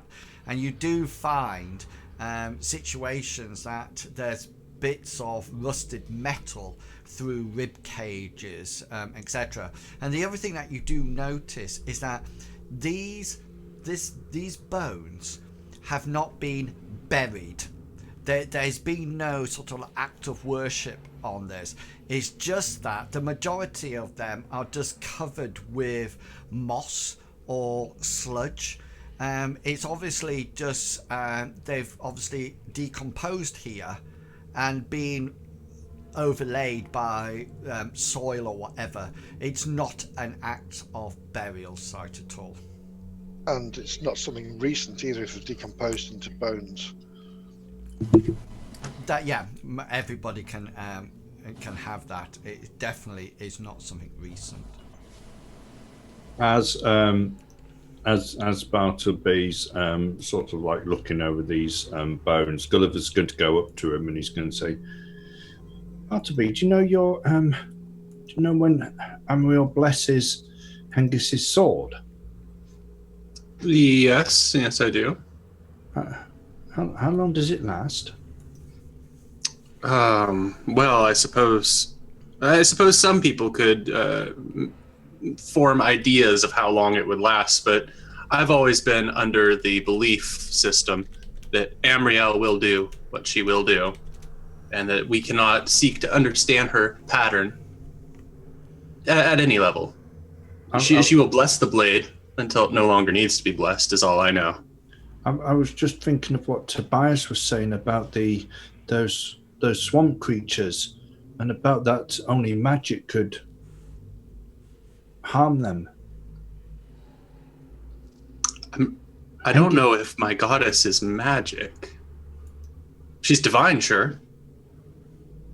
Well, maybe that's the same thing in the swamp thing's eyes. I'm just thinking if we got attacked by one, that Hengist isn't magical. Neither is. Poor Hengist. I heard a rumor that his blade is actually magical. Oh. From someone. I heard this from a tavern wench. You know more about the way that the forces work. Does his blade not show up when you use your magic sight? Can I just say that Hengist is sat there? I don't go to Loram and going. No, I'm joking. He's not. He's not at all. I'm not trying to hide anything. When did Hengist turn up? It's a small skirmish site that we're on. So, I mean, Gulliver said his piece anyway. He's going to go. He's going to sort of like look expectantly at Hengist. Okay, so I need. And then say, tea? I need your order of your guard watch for tonight. That's what I need next from you. So last time. Should we keep it the same? I call third spot with Tobias. So myself and Ark did last watch, didn't we? Yes, you did. I think Hengist and Loram, you were first. No, sorry. Gulliver and Finiel, you were first. And then Bartleby and Tobias over the midnight watch. And then it was myself and Loram, and then it was... Hengist and Loram, and then Hessaret and Ark. Is that the same order that you would like to do it in? Yes. Yeah. Okay then, cool. So maybe we should split it and have just 2 watches. Well, if this is the edge of the map, we need to work out also how far it is to the next camp. And if we do 2 watches, remember whoever are on those 2 watches will be very tired for tomorrow. You do remember? We do. Sorry. Yeah. Sorry. Just to remind you, this, if you look at Tobias's map, it's right on the edge, isn't it? You are now at the edge of Tobias's map.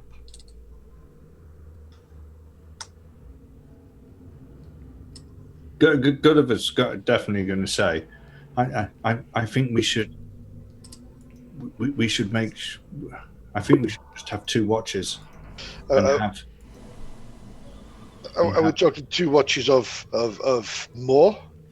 Yeah, yes, 2. So split us up half. Okay.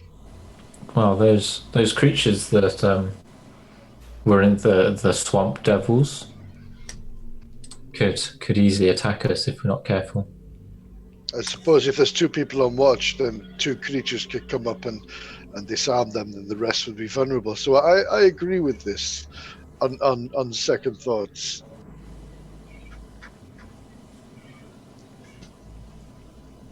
Okay, so who's can you split your tokens into 2 halves?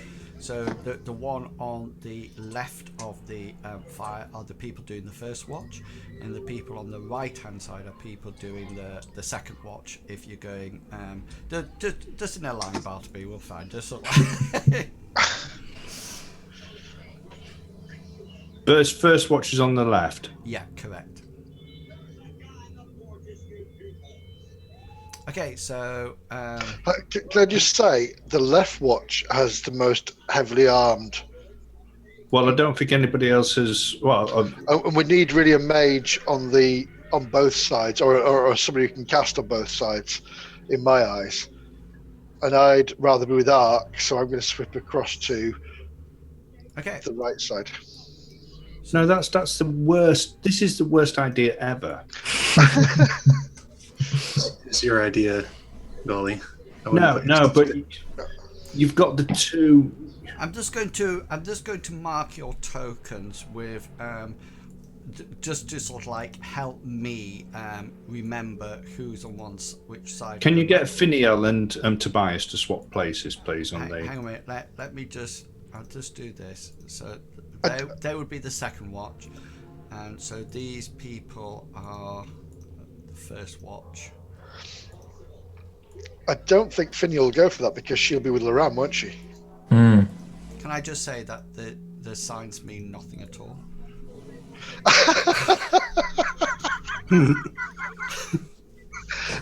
It's fine then. There's no Don't worry. relevance. There's no relevance in them at all. I'll take a skull and crossbones any day, mate. It's fine. Our group's fine. Pirates. Exactly. Ark and Tobias and Finiel and Laram will not separate out in the watches. They won't sort of like lose their bodyguard. Right. Okay. Don't forget, Finiel is a mean knife fighter. From what we've seen, she looks pretty handy with those knives. No, it was nothing about that. It's the fact that on all other watches that we've had, one of them has always kept awake to keep an eye on the other. So it seems pretty pointless now because you're going to have either Tobias or Ark, or probably Ark, keeping an eye on these. And if anything's going to happen, it's going to happen now that we've got to the end of Tobias and Ark's map. Well, to be fair, Ark and Laram haven't slept at all because they've both been awake all nights. That's not true. I think when Hengist was having his night encounter, the bodyguard to Tobias Ark had fallen asleep, hadn't he? Because he didn't notice him. Oh, had he? He had. He has. Yeah. Oh. But that does prove your point. Is he accidentally fell asleep Is this, already? More likely. Just so I know, I don't mind whichever. Is this out of character? That Yes. was just it's Yeah. back It's just in. cool. Shoot the could. Yeah. I was just explaining to people who might not have got the gist of. No, I totally understand where you're coming from with your argument, but trying to separate them, I can't imagine Laram standing guard over Tobias, and I can't imagine Ark standing guard over with Finiel. So, but then again, on the other side, if we did that, you'd still have Ark would stay awake and Laram would stay awake, so we'd effectively have 5 per watch if they agreed to it. Do you know what I mean? Because they would stay awake to watch the other group. We're putting way too much thought into this. I think we just stick with it. We're not going to get what we want, so I think we just stick with how it is, because it's not going to work any other way. Okay. So the people with the skull and crossbones on their tokens, they're taking the first watch. So that would be roughly about 10 o'clock to 1 o'clock in the morning. And then the second half will do the second half of the watch. That would be, 10 o'clock to about 2 o'clock. And then it'll be 2 o'clock to like 6 o'clock when the sun will rise, or it'll start to get slightly later. Okay, I'm going to ask you 2 things before you do it, please. Please keep an eye on the Zoom, okay? Because I'm going to ask you all to take your headphones off, apart from one person. I will then type in the chat who's needs to put their headphones on next. Okay, so does that make sense to each other, to everybody? It does, yes. Yeah, because you will not know what has happened to the other people, unless you are sort of like here together. Sorry, Nicholas, when you So say something's going to happen then. when you say the chat, do you mean Roll20 chat or the Zoom roll chat? 20. Yeah. Okay. I'll just type your character name in it. You take your headphones off when you see the character name in there. Yeah. Now the first two people, no, you take your head. Everybody's going to take the headphones off, and then when you see your name in there, then you put your headphones on, so you can listen to what I'm telling you. Wonderful. Sorry. Nobody's in on Twitch, are they? On I will. I'm not watching it, but I've just crossed it off anyway. Okay. So the first person. Are we taking our headphones off? Hang on, Gulliver, you will be the first person to hear something. So Hengist, Bartleby, and Hessaret, if you take your headphones off, you can still watch Zoom. That's all right. If you know you can still hear things, then do something appropriately so you can't hear it. Okay. So let me just have a check. Okay then. So yeah, Gulliver. So you and Loram, Finiel, and Hengist are sort of like sat round the fire, listening, and the first thing you hear is almost like the sound of voices, and they seem to come in and out of focus, as if there's almost like the Doppler effect, just that they pass you by, so you hear them as they get louder, and nobody else seems to be aware of this. Hengist is still doing what he's doing, and it's you who hear them, and you almost like hear the sounds. They're definitely human voices, and they're definitely women, men, children, and you hear human voices saying, "Please, please, no!" Or just sort of like children, just sort of like, or women sobbing and sort of like crying, or you hear the sound of shrieks, sounds of almost like hideous deaths. It's not a scream. It's definitely a guttural shriek, as if you can hear people being killed. And which direction? Well, yeah. So every time you hear something, you quickly turn round, and you don't see or hear anything. There's nothing there. Then it seems to be over in the other direction, and it seems to be coming from right the way round the camp. Loram and Finiel and Hengist seem to be completely unaware, and Hengist sort of like looks at you and says, "Are you all right?" Gulliver's going to say, "No, Hengist, I can hear screams. I can hear shouts. People need help." Hang on, you just need to say it again, because Hengist is about to put his headphones on. Are you got your heads on? Phone on? Can you hear us, Hengist? You hear us, Hengist? Yeah. Yeah, I am. I had you muted, otherwise I could hear you through my headphones. Yeah, that's fine. Yes, Gulliver, go for it.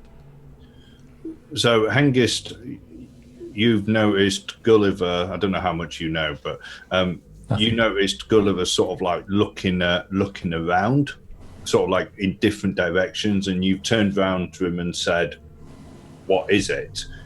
And Gulliver's turned around to you and said, "Hengist, I can hear people. They're in pain. It sounds like they're being attacked. They need help." Really? Are they? I assume they're out there. Help them, Hengist! Hengist will stand up, and he wants to try and sort of like look. He's going to start looking in more of the general direction. He just doesn't want to run off into the swamp in general. You know, from the fire is still alight, and it's casting light round the around your campsite, and you can't see anything at all. Gulliver's going to go to the. I've got. I seem to be a link to art there. Gulliver's going to go to the campsite and see whether or not he can get a flaming brand from the fire. Okay. As you get near the fire, Hengist, can you just take your headphones off again? As you get near to the fire, you see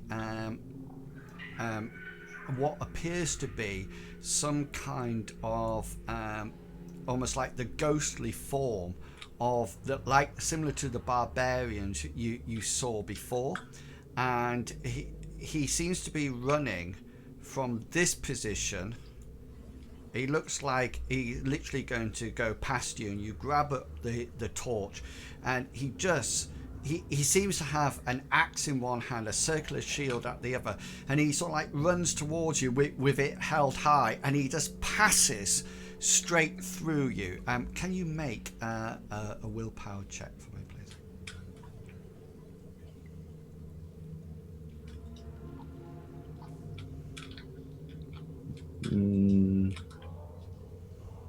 I'm going to use a point of luck. To reverse it. Yeah. So it sort of like passes through you, and you're filled with this almost like fear and dread. And it's only when you focus in on it and you think about your studying and how you concentrated on spells in order to draw that power, and you sort of like pull all that into you, and you sort of like resist the urge to turn and go screaming out of the camp. Let me just get Hengist back in. I'll tell him what he says, what he sees. Are you back, Hengist? Hello. Yeah. So Gulliver goes to the fire and starts to look for a piece of stick or branch that he can find. And just as he's bending down to try to pick one up, he looks over in this direction, and you see the colour just drain from his face, and you see him almost like shaking, holding this brand in one hand, and then all of a sudden he almost like his look gets more and more intense, and then he sort of like goes like that, and then you see him almost like calm down and become focused. Gulliver, it's over to you. Gulliver's going to he's just going to shout out this time, "We're under attack!" Yeah. Hang on then.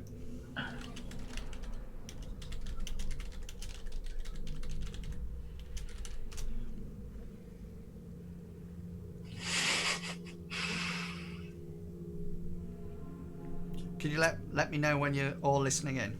Hello, listening. I was distracted by Love Island.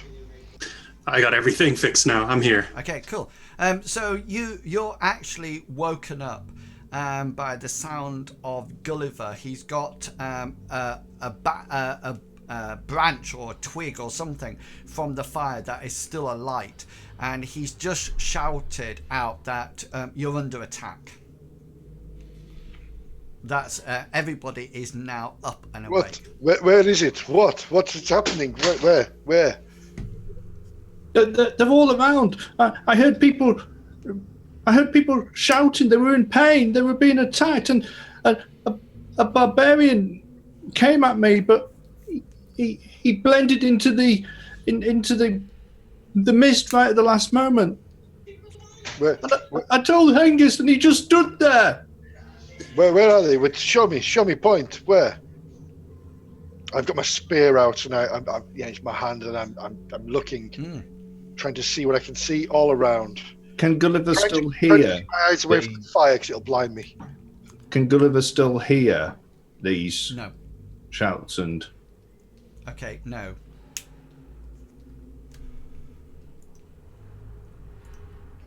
Perhaps maybe you fell asleep and it was a bad dream. Hengist, friend Hengist, did you see these things? I didn't know. Well, Gulliver was particularly worked up about it. I've never fallen asleep on watch ever.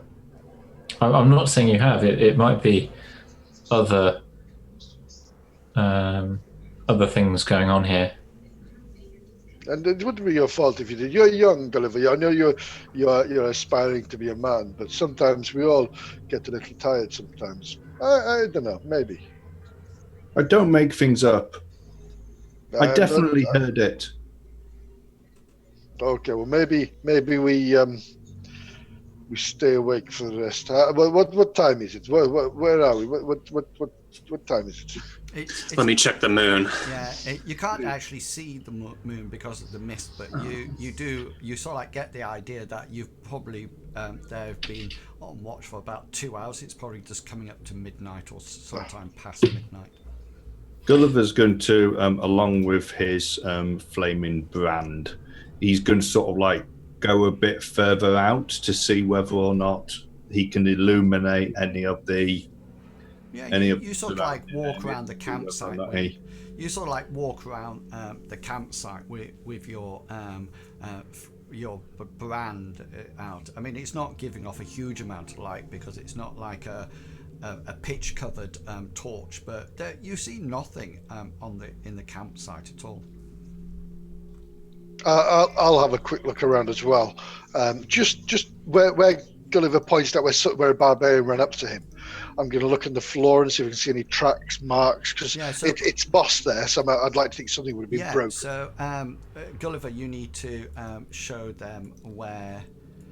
Yeah, so Gulliver will go when Hessaret sort of like says, you know, which way. Gulliver's going to go over and sort of like point for the way that the barbarian came from, heading towards him.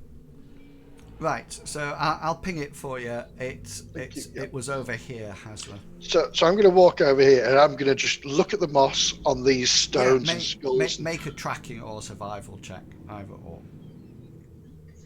Let's go for you. And I would love to look that, but I'm not going to because I don't have any points, and it's a fair cop. Yeah, you can't find any at all. The only disturbance you find on the ground is from you guys in the camp. There's nothing else. Gulliver's going to go over to Tobias and he's going to say, I'm not making it up, Tobias. I know what I heard. I know what I saw. We're in danger here. Tobias, for the first time since you met, almost like looks at you disapprovingly. And he says, "No, come, boy. There is no need to let a bad dream affect you so. Did you fall asleep on watch?" I've never fallen asleep on watch. Yeah, there. Don't worry about it. Hengist, he turns to you, Hengist. Hengist, you will look after Gulliver, won't you? I always do. And yes. Gulliver, you did the right thing alerting everyone. I'd rather and you did the wrong thing, Hengist, by doing nothing. Well, there was nothing to do. There was no one to see. Gulliver, would you prefer to join us on watch later on, so we can watch you while you're sleeping? No. Oh, there you go. Are you going to finish your watch now? If it's too much for you, then just say so. Nobody will feel bad of you. No, I'll finish my watch, and I've never fallen asleep during my watch. Okay. I was going to say, I'm just going to go to Finiel and Laram and say, did you see anything? You were on his watch. Yeah. Did you? Finiel sort of like turns to you, Hessaret, and says, "Hengist is right. There was nothing there at all, and there's nothing. Of course, Hengist did nothing. There was nothing to do." I understand. Okay. Has the boy I apologize. Has the boy been known to have night terrors? Well, not since we've known. Well, not since I've known him, but a lot of things have happened, and on a small mind, I have seen people in my tribe who have seen things. Yes, that is one of the misfortunes of having a small mind. Sadly. Okay, so the party resettles themselves. During this time, because Bartleby didn't do anything too much, he's been kind of hopefully waving his arms, perhaps for a few minutes. Yeah. He would like to pray for Amriel to illuminate any evil forces that lie in wait for us Yeah, cool. Go for it. Of course, that is this. Yeah. And that. Yeah, you cast the spell and you look around, and there doesn't seem to be anything. The whole area is just devoid of any active magic or enchanted items or invisible entities. It just seems to be clear. I would like to approach Gulliver then and kind of sleepily say, whatever was here, you scared it off. And I'll go back to bed. I know what I saw Bartleby. Probably. Okay. I thought maybe even you would believe me. So the party settles back down to their watches, and while they're everybody is I'm going to move over to Hessaret and Bartleby, and can everybody apart from Bartleby take their headphones off?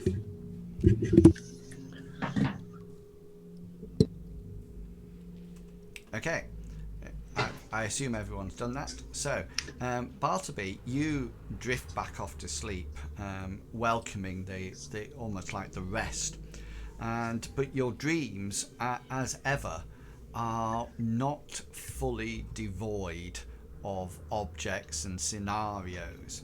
And the first thing you see, and you see it very vividly in your dream, as if you're sort of like not partaking in it, but almost like intangible in the camp where you are. There's none of your colleagues here. There's just you, and you're sort of like watching it. And the first thing that you notice is that this human, there's almost like for want of a better, he's very dirty and he's got tattered clothes. And to give you the imagery for it, I would say think about some kind of slave or street urchin or something like that, but he's a man. And you see him running, and he sort of like runs past you, and following behind this barbarian runs after him. He's got no weapons in his hands or anything like that. And at the last moment, the man trips and falls to the ground, and the barbarian sort of like runs towards him, obviously about to either grab him or punch him really hard in the face, when all of a sudden you notice two women come from the right hand side of the barbarian. They are dressed like slaves, and they run into the barbarian, and caught unawares, he collapses to the ground, and he sort of like rolls over with these two women, and almost like astride him, almost like pinning him to the ground. And it's at that point that you see that these women are not armed, they don't have weapons, all they have are like hefty stones. And without a moment of hesitation, they just bring the stone straight down onto the man's face. And you hear almost like the crunch of bone, and that you see the spurt of blood. And these two women are relentless.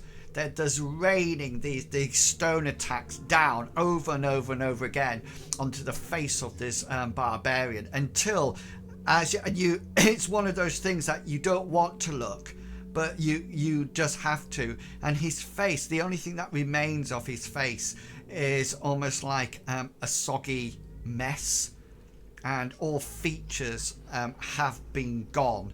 And just as that comes together, one of the women turns and looks straight at you in the eyes. And she turns to you and she says, "You do not belong here." And the dream dissipates. Right, I'm going to call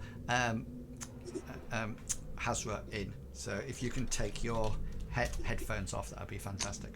Absolutely. Thank you.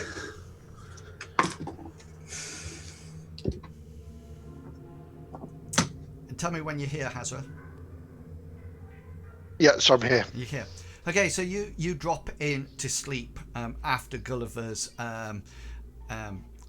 rigmarole, his oh my god, I'm a frightened little boy thing, and you sort of like think, typical, just as you were drifting off to sleep. You see many scary things. And all of a sudden you fall straight into that deep sleep, and as soon as you fall into that sleep, you begin to dream, and your dreams are very choppy. You seem to be seeing little glimpses of things over and over and over again, and they just keep passing in front of you, and you seem to be stood in this area, and you're stood there and you can see imagery left, right and centre. And you see, for example, you see this barbarian go to hit this man, and the only thing you can think of is this man is some kind of slave or something like that. He's all got ragged clothes on and he's dirty.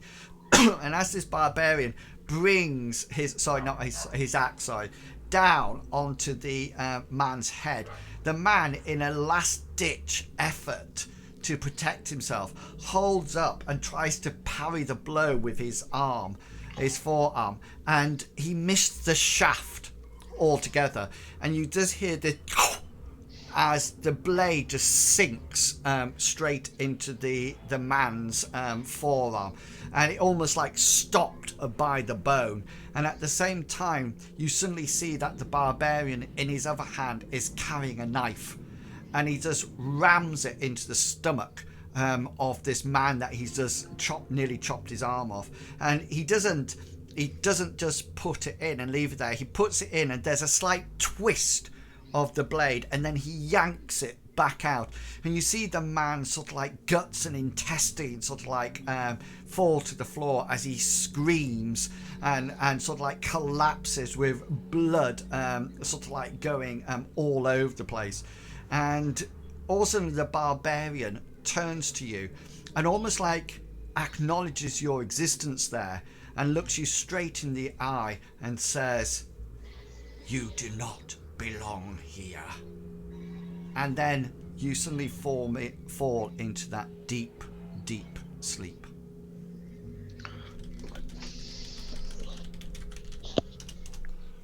So everybody, you can leave your. I'm going to say something to all the party. Then I'm going to do Hengist's last bit. I'm in. Okay, so Here. Yeah, so is Hengist there? Yes. Yeah. So it's come to the swap over of watchers, and Gulliver and Hengist, nothing else happens in your watch. Gulliver, you don't see anything, you don't hear anything, everything just goes according to plan. And it's at the swap over that Hessaret and Bartleby, you wake up with Tobias and Ark, and you don't feel rested. You don't feel that you've had a proper night's sleep or even 4-6 hours sleep. Nothing at all. But you stand up and become on watch. And Gulliver, Finiel and Laram and Hengist, you settled down for your sleep. I will walk up to Gulliver before he settles down and say, "Gulliver, your tales of barbarians gave me a most unsettled night's sleep. I had the funniest dream of a barbarian chopping a slave's arm off. I mean, how silly can that be?"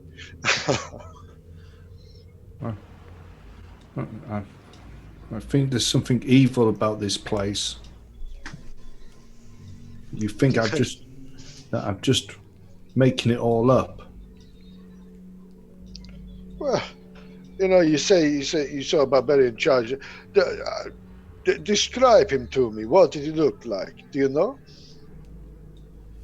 You look like one of those ones that we were fighting before we got into the swamp. Would he be the same sort of description that I got in the dream? Are you I'll post something on Discord for you. Oh, right.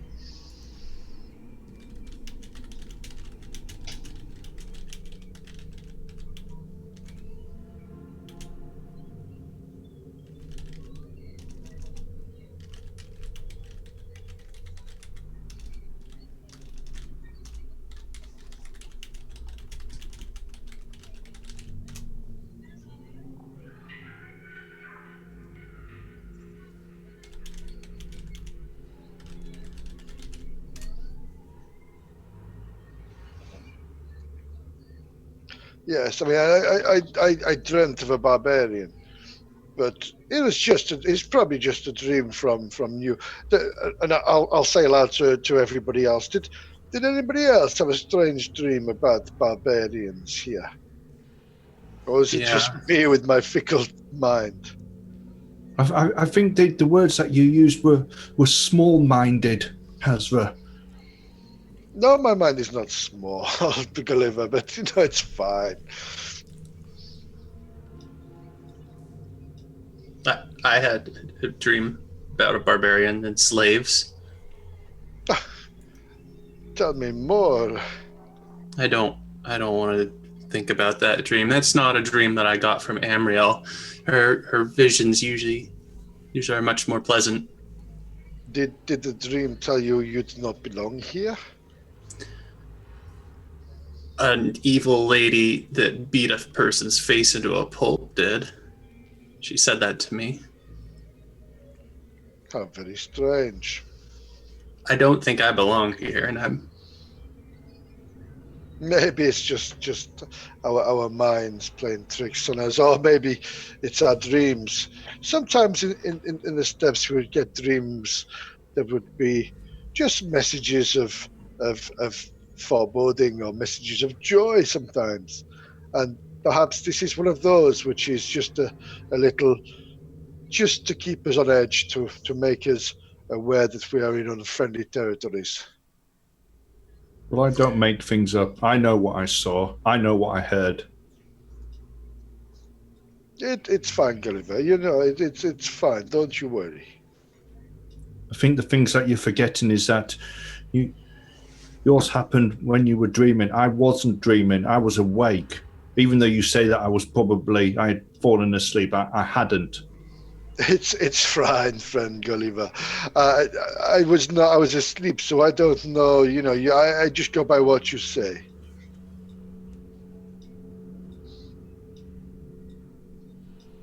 Gulliver's going to, if his watch is over, he's going to your watch get his blanket next to the fire and.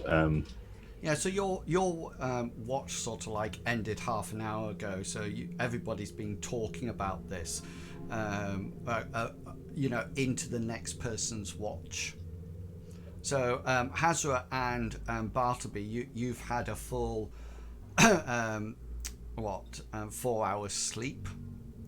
You know, so yes. But we're now sort of like in the gap. Before so you had 4 hours, so you're awake to dawn now, but we're sort of like half an hour or so into your sleep time, Hengist and Gulliver.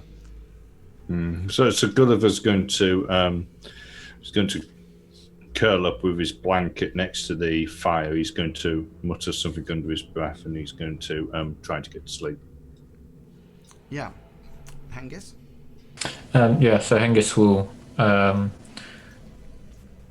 do similar sort of thing. So he'll climb into his bedroll and go to sleep. But he's got his sword next to, sort of like within half a foot's distance from the edge of his bedroll. So if he needs to get into action, he can.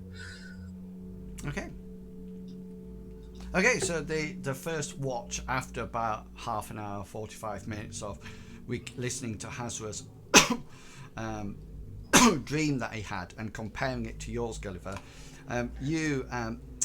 Gulliver and Hengist, you drift off to sleep. I'm just wondering how quick you'll be able to get off to sleep. So Gulliver and Hengist, could you make willpower rolls for me, please?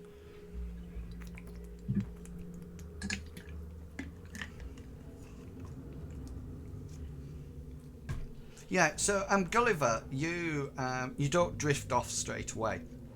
You sort of like toss and turn for a while, and you keep thinking you're hearing things, but then the sheer exhaustion of the day's travel takes over you, and sort of like you eventually drift off to sleep. Hengist, almost like have the same issue. You slowly, desperately try to get off to sleep, but your mind's still very much aware of being alert, etc. Can everybody take the headphones off apart from Hengist, please?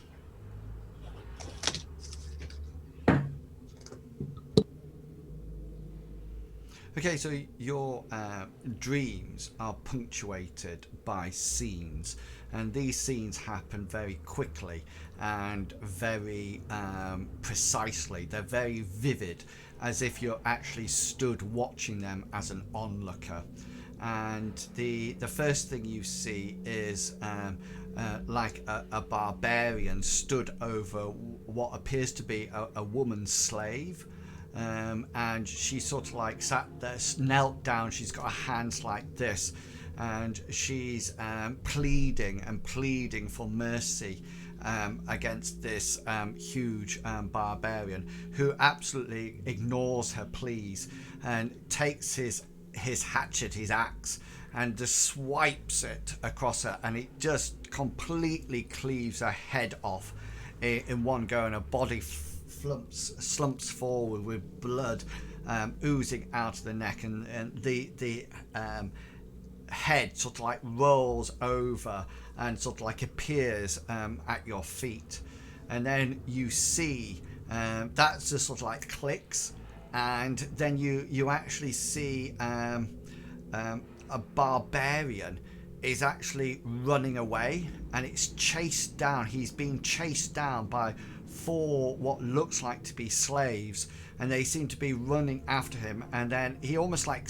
trips, and as he falls to the ground, you see these slaves using either axes or stones, and they're just literally chopping him or bashing him over and over and over and over again. And to start off with, he tries desperately to struggle or crawl away, and then you suddenly notice that the effort goes, and he just becomes very limp, and you assume he's dead as the rain of blows continue to hack down onto his body. And then one of the slaves who's got an axe and is chopping it suddenly stops and turns his eyes and looks directly at you and says, "You do not belong here." And you lapse into deep sleep. Okay. I'm just getting them with the headphones on.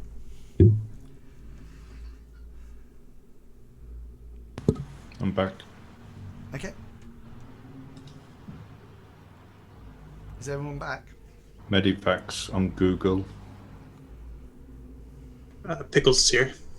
Okay, just waiting for Medivac.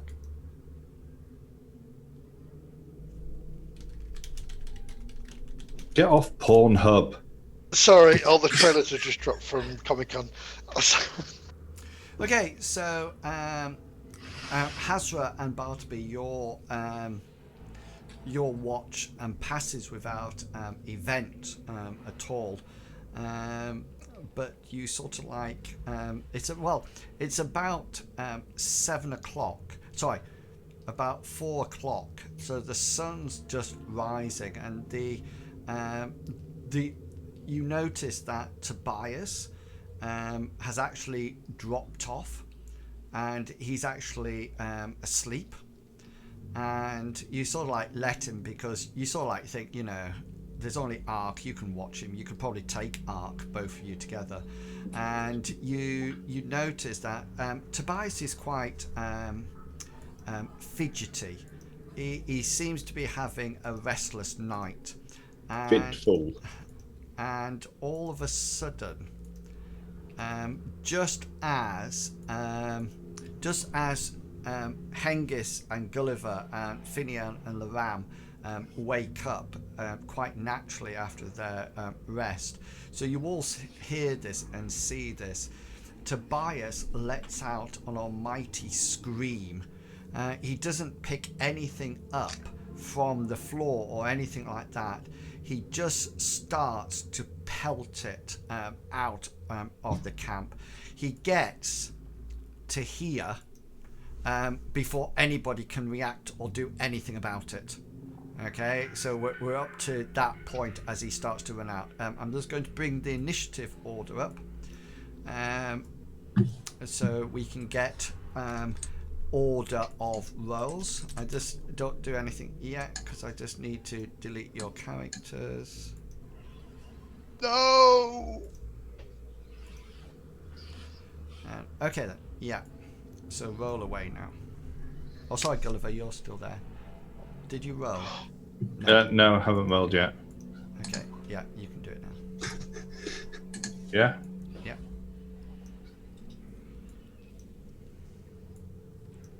Right, let me just put you in order. 22, oh sorry, Hessaret, you need to go there. 22, 19, 18, 18, 17, 50. Right, that's cool. So that's the turn order that we're in. So yeah, so Tobias lets out this almighty scream and just sort of like, he hasn't picked anything up. He literally just flung off his blanket and started to run from the swamp. Finiel is the first person to move, and she sort of like gets out of his way, and sort of like you notice that she's got a knife in her hand, and that's on 22. So 19 Hessaret, it's you. Right, I've seen him just jump up and run. I want to run over and tackle him, dive on him and use my athletics if possible, just to wrap him up. Okay. So your action for this round, therefore, is going to be a movement. A move, yeah, for this round. So I'm going to need. He's heading in this direction. Correct. Yeah. Well, actually, almost. He's actually heading in that direction. It's almost like directly where his head is now. So in which case, so you can actually, if you want to do a move action, you can actually move beyond him. That's what I was hoping for. I was going to try and do it a sprint. So what's your movement? I'm just literally trying to find it. It's normally 6 meters. It's underneath your fatigue. Oh, is it? Thank you. So that would be run 19.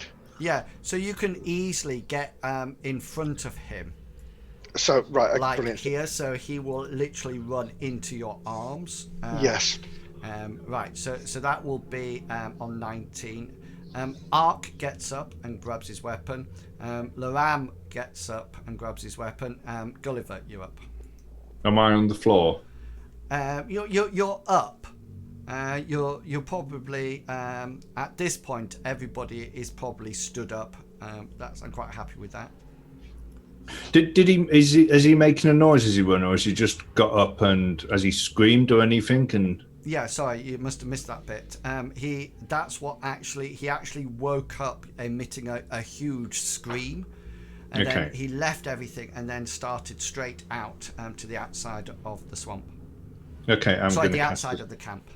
I'm going to cast a spell on him, and then I'm going to point at him with my 2 fingers crossed, and you hear Gulliver say "Hessaret," and he casts a spell. Okay then. So the spell that I'm casting is that, and that's my round. Yeah. Cool. So he, what's it resisted by? Says it there, endurance. Oh, endurance. Thank you. Endurance. Sorry, I just need to find his endurance.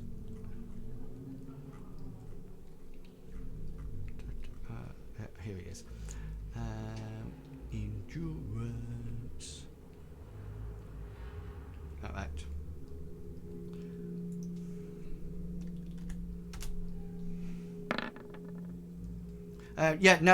He fails it, so he will gain 1 level of fatigue, which means he's now winded, which means that his skill grades will be hard at the next time. But I don't think it changes his movement rate, does it? No. Movement doesn't happen until he's tired, and then it does it by 1 meter. Sorry, I put that on the wrong person, Hessaret. That's my fault. Okay, so at this one, Tobias runs virtually into you, Hessaret. Okay, so you sort of like ran ahead, turned round, and he sort of like runs. So you're both token to token when it comes to round combat turn 2. Hengist, what would you like to do? Hengist is readying his weapon, so he's going to grab it from the ground and he's going to unsheath it. Cool. Bartleby, what would you like to do? Bartleby is shocked and holding his night vigil candle, and probably extinguishing it because the night is over. Yeah. And he is surprised. Cool. So therefore, this is combat round turn 2. Finiel doesn't do anything. She just sort of like stands there, sort of almost like puzzled to see what's coming on. Hessaret, you are the next person up. Right. I want to try to restrain him while using a free action to say, if you run out there, man, you will die. You stay with us. Cool. So this is the wonderful grapple, isn't it? Oh, gosh, yes, which I don't have. Yeah. Right. So this is grapple attacks. I was happy to be athletics, just to like. No, that's D&D you're thinking about. Grappling attacks are resolved using an opposed roll of the attacker's unarmed combat skill. So just do like you would a normal to hit roll. I don't want to. Oh, jeez, no. Oh, no, I'm sorry. Right. Yeah, unarmed combat. See, I wish I hadn't used my luck points. Yeah, so hang on, let me just check something. Yeah, well, he cannot respond to it at all. So he sort of like, what did you actually want to do with your grapple? I just wanted to try and force him to the ground. Just like, stop him from running out madly, like you would do with a crazy man. Just go. Okay then. So roll a hit location. Because you didn't quite get a standard, you got an easy. I'm going to say to you, if you roll a hit location, that's okay. 18. If you get one of his legs, then you can pull him down. Unfortunately, I think 18 is head. It's head, yeah. Yeah. So you sort of like try to grab him as he rushes past you, and he almost like slips out of you. Just make an insight roll, please.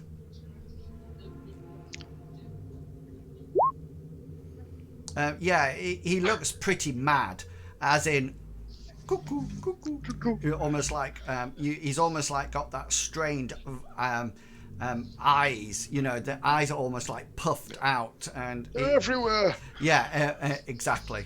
Arkan and Ram do nothing. Gulliver, you're up on turn 2. Gulliver's going to. He's going to start heading out around the fire. He's going to start heading towards Tobias as well. Is he stationary at the moment? Yeah, he is at the moment because Hessaret's just tried to grapple him.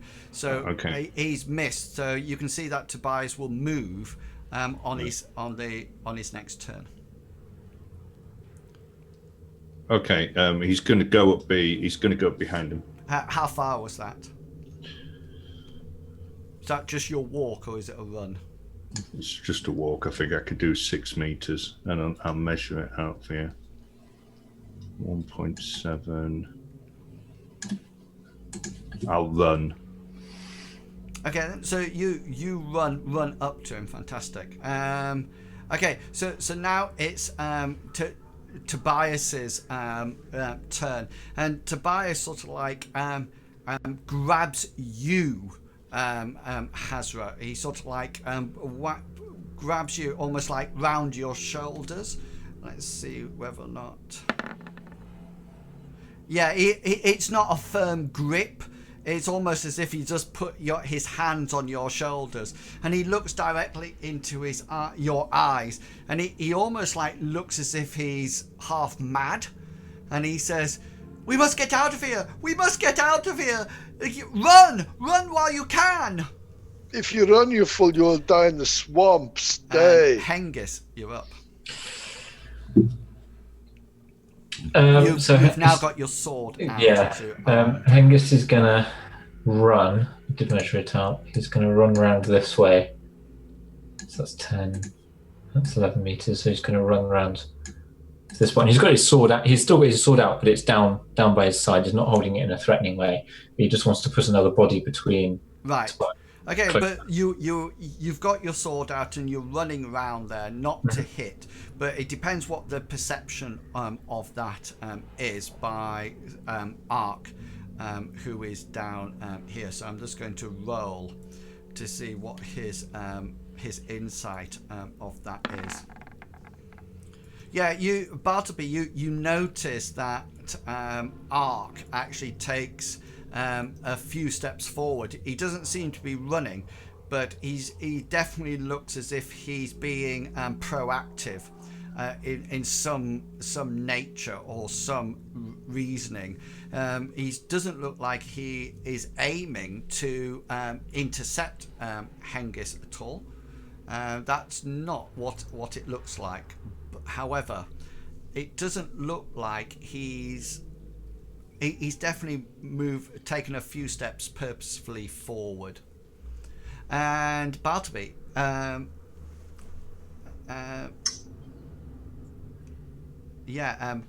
Bartleby, it's your turn. Okay. After I've put out my candle of night vigilance, I think I got the proper insight of what I need to do to solve this problem. I'm going to call upon Amriel to fill the void in Tobias's head. And the spell that I'm trying to cast, or the prayer I should say, is this one. So he does get a willpower resist. Yeah. If I succeed. Could I luck it with my last luck point? Yeah, you can, by all means. Makes it a 27 to beat, I think. He gets a 78, so he actually fails. And Hessaret, you notice that even though Tobias sort of like has his hands round you and he's screaming at you, and you're sort of saying, "Don't go out there! Don't go out there!" He suddenly sort of like you almost like feel the essence of calmness sort of like engulf him. As if somebody's giving him a really warm, tender hug, and you suddenly notice that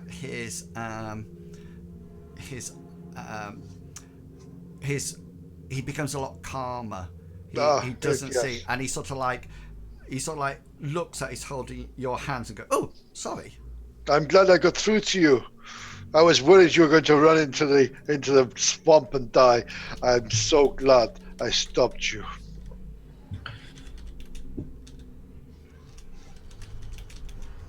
Hang on, I'm just typing something to somebody. I like to imagine that at the very least, Bartleby can see a little halo of moonlight over the head of. Oh yeah, most definitely. You can be John Wayne, and I shall be Jimmy Stewart in Liberty Valance. There we go. Yeah, that's us. I'll take that, Mr. Sheriff. Yeah, Tobias sort of like calms himself down, and he sort of like looks around, and he's sort of like, "Oh," he says, "a strange thing came over me. I had such vivid dreams, and I felt I had to run." Tell me more, Tobias, about your dream. Because I had a strange dream too, but you tell me yours first. Yeah, so Tobias sort of like comes back to the camp, to the fireplace here, and it sort of like retails a dream that he had about being chased by a barbarian, and at the last minute he tripped and fell, and the barbarian was just about to bring an axe down on him, and he suddenly did that thing of crawling backwards, and the axe sort of like came down, barely missing his legs, as he rolled over to his front and clambered to his feet and started to run again. And he felt that running out the camp was still part of that dream. And it's only when Bartleby, you calmed him, and Hessaret, you stopped him, that that's when he almost like came out of his dream. It's very strange, because I too had a dream about a barbarian, but mine was he was chopping off the arm of a slave, and he turned to me and said, "You do not belong here," which I just took as maybe just an imagining of what Gulliver was saying earlier. Perhaps there is more to this. If you dreamt of a barbarian, and Mr. Bartleby. Mr. Bartleby. If Mr. Bartleby dreamt of something similar ilk, then there may be more to what Gulliver was saying earlier. Let us question the boy more. Find out. I'm glad you used question there, not interrogate.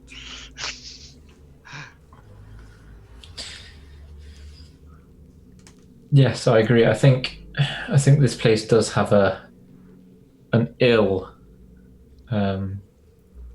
nature to it, and the sooner that we can leave it, the better. Did you not have a dream, ex-guard Hengist? Ouch! Oh man.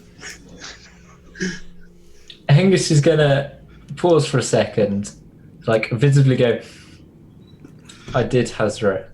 I did, and it was of a similar thing to the ones that you've all had. Do you know, if I didn't know better, it seemed that actually being with this party is actually separating out characters. Please tell us more, Hengist. What was your dream about? It was much the same. It had an innocent person being tormented at the hands of a barbarian. So yours was like mine, an innocent man being accosted by a barbarian. Were you part of the dream, Hengist? No, it seemed as if I was an onlooker. I was watching the events happening. I was the same. I was stepped back from the dream, but looking at it as it realized itself.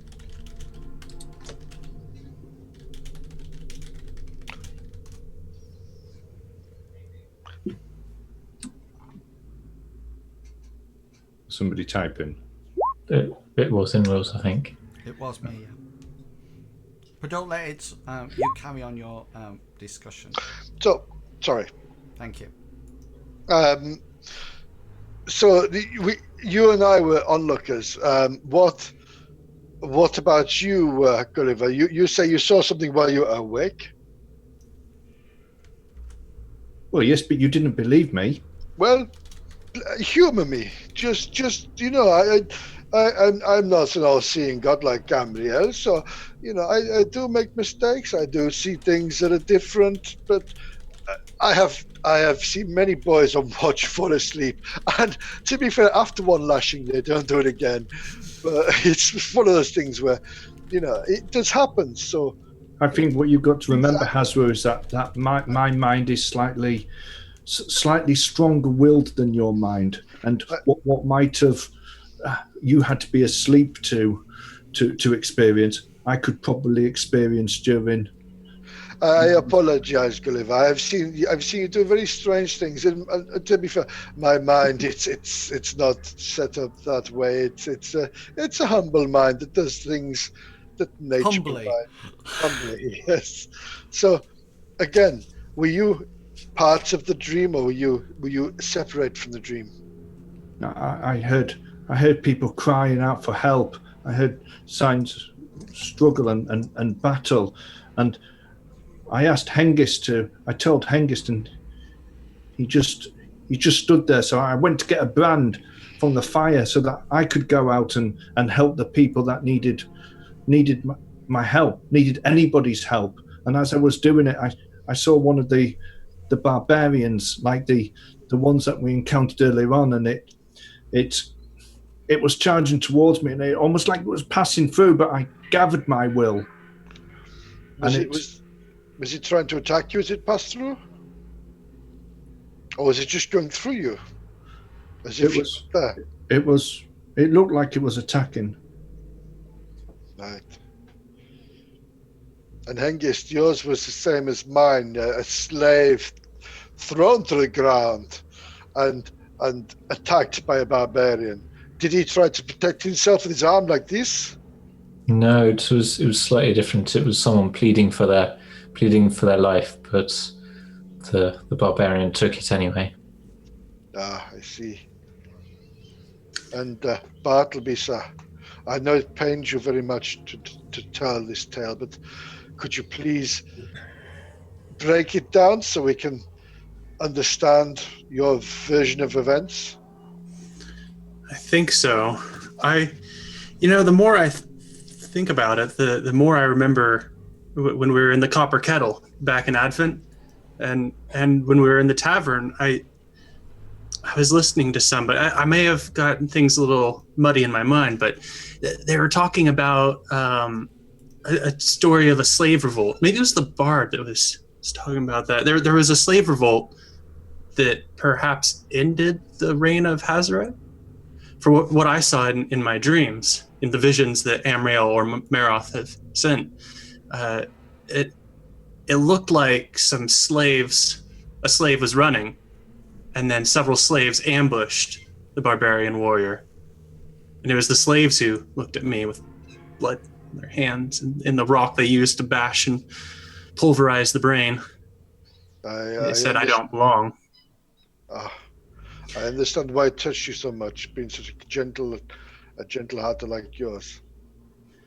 Gulliver's going to turn to Tobias, and he's going to say, Tobias, can you ask Ark whether or not he experienced anything? Tobias sort of like turns around after listening to you all and says, he speaks of nothing. And you, Finel? No, she says, no. Neither us nor Loran heard or saw anything, both in real life or in our dreams. Maybe it is just the chosen ones that are dealt to lead this path. Tobias says, that is quite possibly the case, Hessaret. But the issue is, chosen for what? Well, I'd like to think enlightenment, but we shall find out. It would seem, Hessaret, that your dreams did not show you enlightenment. It more so showed you death and destruction. And in most cases, it would seem, just from listening, some rather hideous and, no offense, Ark, barbaric ends of life. To be fair, it seems to show that strength will out in the end. Tell me, Hessaret, who was winning in the dreams? The barbarian was winning. Apart from in Bartleby's dream, and it was the slaves who were winning. Very interesting. And he sort of like casts his eyes over you, Bartleby, and Hessaret, and Gully, and his eyes rest on Finiel and says, we have used my part of the map. Now, I think it is time to see yours, to see where we go next. and Finiel has still got her rather ornate and elaborately gem encrusted hilt or pummel dagger out, and she says, "Yes, Tobias, it would seem that you are of no longer use to us." And you notice, Bartleby, that Ark takes a step forward, and she says, "Do not worry, Ark. I am not going to go back on my word. For indeed, I think it will take all of us to find the treasure and share it out equally between us." And Finiel, as we said before, perhaps both sides of the map are needed further on. Let me remind you of my side of the map, the more important side of it. It would appear from it, and she holds it against the chest so you can see it. It would appear that my side of the map has the campsite on. It also appears that the path is marked by what are obviously now those swamp devils. There seems to be some kind of maybe stone or some kind of landscape feature on the way out. And then finally, far off in the distance, there seems to be a range of mountains with a particularly high one. And Oh no. some undescribable object. above Gulliver it. wants to try to remember as much of the map that he can to maybe. Oh yeah, well, sorry. She's sorry. I thought you had things on it.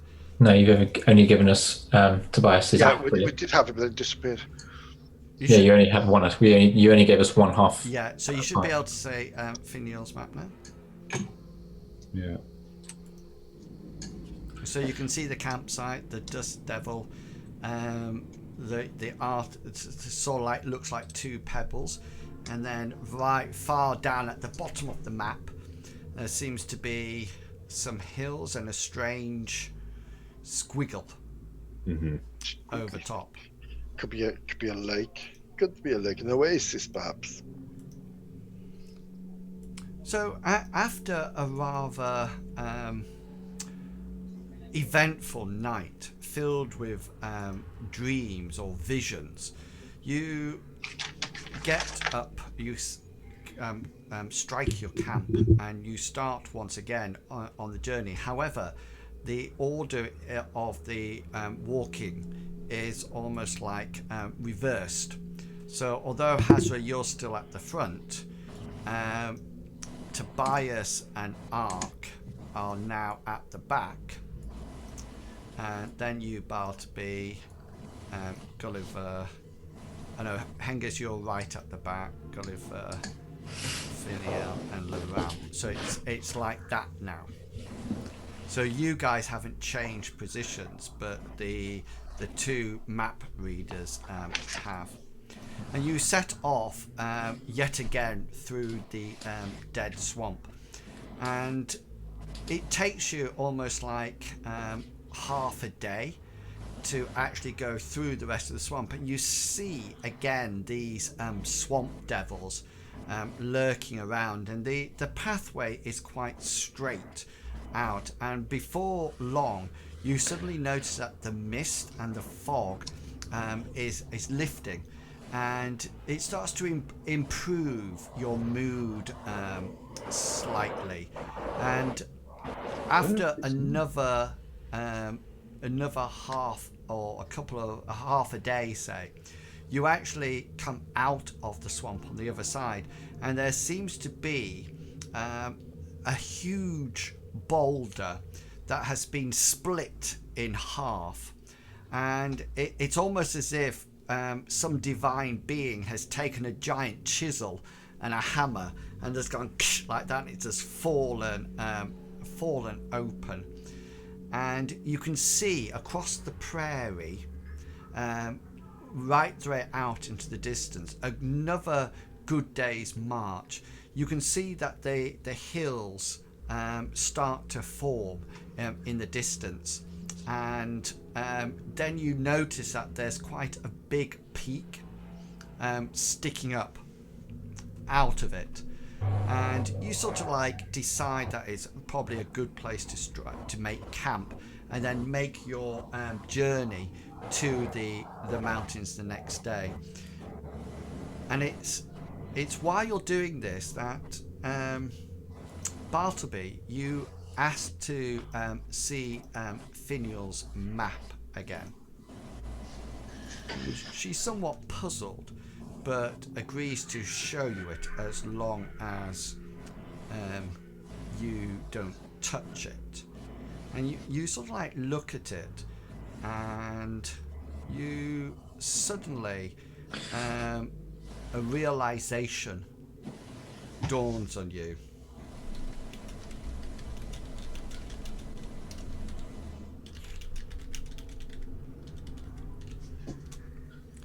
And using all your lore and all the images that you've seen before, you suddenly make that realization.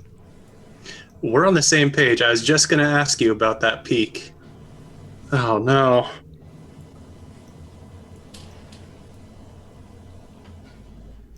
Oh, no. I'm just going to mumble "oh, no" to myself until I figure out.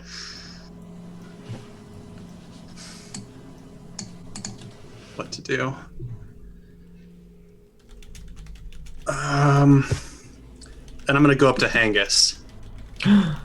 Because if there's anybody in a story that can kill...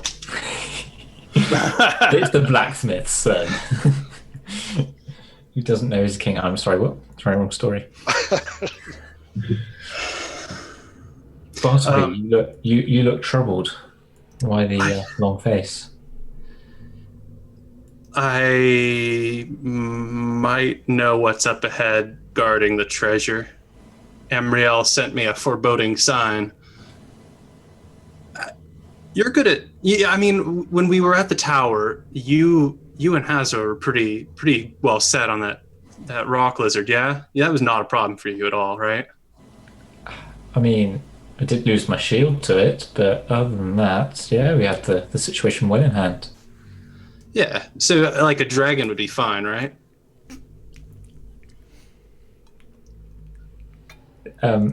Just a one that can breathe. The ones that the giant ones that can ruin cities. I mean, you're a knight. Tall order, but probably. It depends on the size of the dragon. To be honest, I mean, some of the dragons from the Tales of my lands, they could lay waste to cities, and it would take thousands of men to wear them down before the final blow was struck. I mean, I'm good, but I am one man. Can we all hear this? I was going to say, can we all hear it? I'm not trying to whisper. No, right. I have an idea, right? Dragons, from what I've heard in the tales of dragons, from what I've heard in the tales of my people, like gold, yes? They're like gems, things like this. Am I wrong? Am I right? Well, it depends whether or not you have read the background to the campaign. No, I just like fairy tales. Right. So, Or whether or not you're just reading Lord of the Rings. So we build a big pile of gold here. The dragon comes here, and we go there. So the law of the land. Well, somebody will know the law of the land. I'm sure of it from you guys. Would you like me to roll monsters? Oh no, no. I think you, as in players, you know, because you know. Listen to bards. You know two things about dragons. Yeah. We know that most of them are dead. Yes, if not all. Yeah. Killed by a group of hunters, beast masters. Beast handlers, yeah. Beast handlers led by one beginning with, led by Jasmine Claw. Correct. who is now, even though Gulliver does think that we've met her in the forest, that she was actually the bandit captain. She knew far too much about the seeds and dragons and shit like that. And she, since killing the last dragon, has not been heard of. Yeah. She walked off into a forest on a, didn't she, or something? Yeah, according to legend, she killed more than 100 dragons and actually killed the last dragon which roamed Odes, a fire dragon which lived in the volcanic region of Odes. That's all you know. You don't know which region. Since this heroic deed, she has mysteriously disappeared. Some say she died in the final battle, while others say she faded into the countryside, lacking any challenge to fulfill. Maybe if dragons ever return, then so will Jasmine Claw. Gulliver actually thinks that she found one of the seeds, because one of the seeds was in the volcanic area. That's the first I've heard of this tale. Yeah. It must be an interesting tale. So Bartleby, what do you have? Tobias seems really interested about this talk of dragons, and so like says to you, why are we talking about dragons? I had a vision on the road, on this journey. In fact, before we had hit the swamps, I saw myself in with Hessaret's treasure, and particularly going past any gold or riches. I was in a room with a sarcophagus, and I don't remember anybody being around me, but somehow managed to get the lid off of the sarcophagus to find a body of, I think it was a barbarian, perhaps a barbarian king, but he had a face mask with the mouth open. And then after that, the visions came in flashes. I wasn't able to see the in-betweens, because the next thing I knew, I was on that mountainside, I think alone, and there was a huge dragon flying around. He saw me and shot a ball of flames that engulfed me completely. The end. Maybe it was just a dream. Yeah. Finial says, you know what that symbol means, don't you? Yeah, I think that's the dragon. We wondered how long it would take you all to figure that out. It would appear, fellow party members, that Finial's Hessaret's treasure might have a rather spectacular guarding it, because the symbol at the bottom right hand corner of my map, above the lonely peak, is actually the symbol of a dragon. And to coin a well-known phrase, Finial says, there be dragons. And that seems an appropriate point to leave it for this week. So we will start off next week at the end of a full night's rest. Okay, so nothing, I'll give you a starter for 10 in the sense that nothing is going to happen tonight as you camp out here. So you'll literally, if you can see Finiel's map, you are literally sort of like just by those standing stones. That's where you've made your camp. So out of the swamp, but you can see in the distance. You figure it's about another day's journey to get to the hills, and you're not too sure how long the journey will be from the foothills to that big hill. You're not too sure.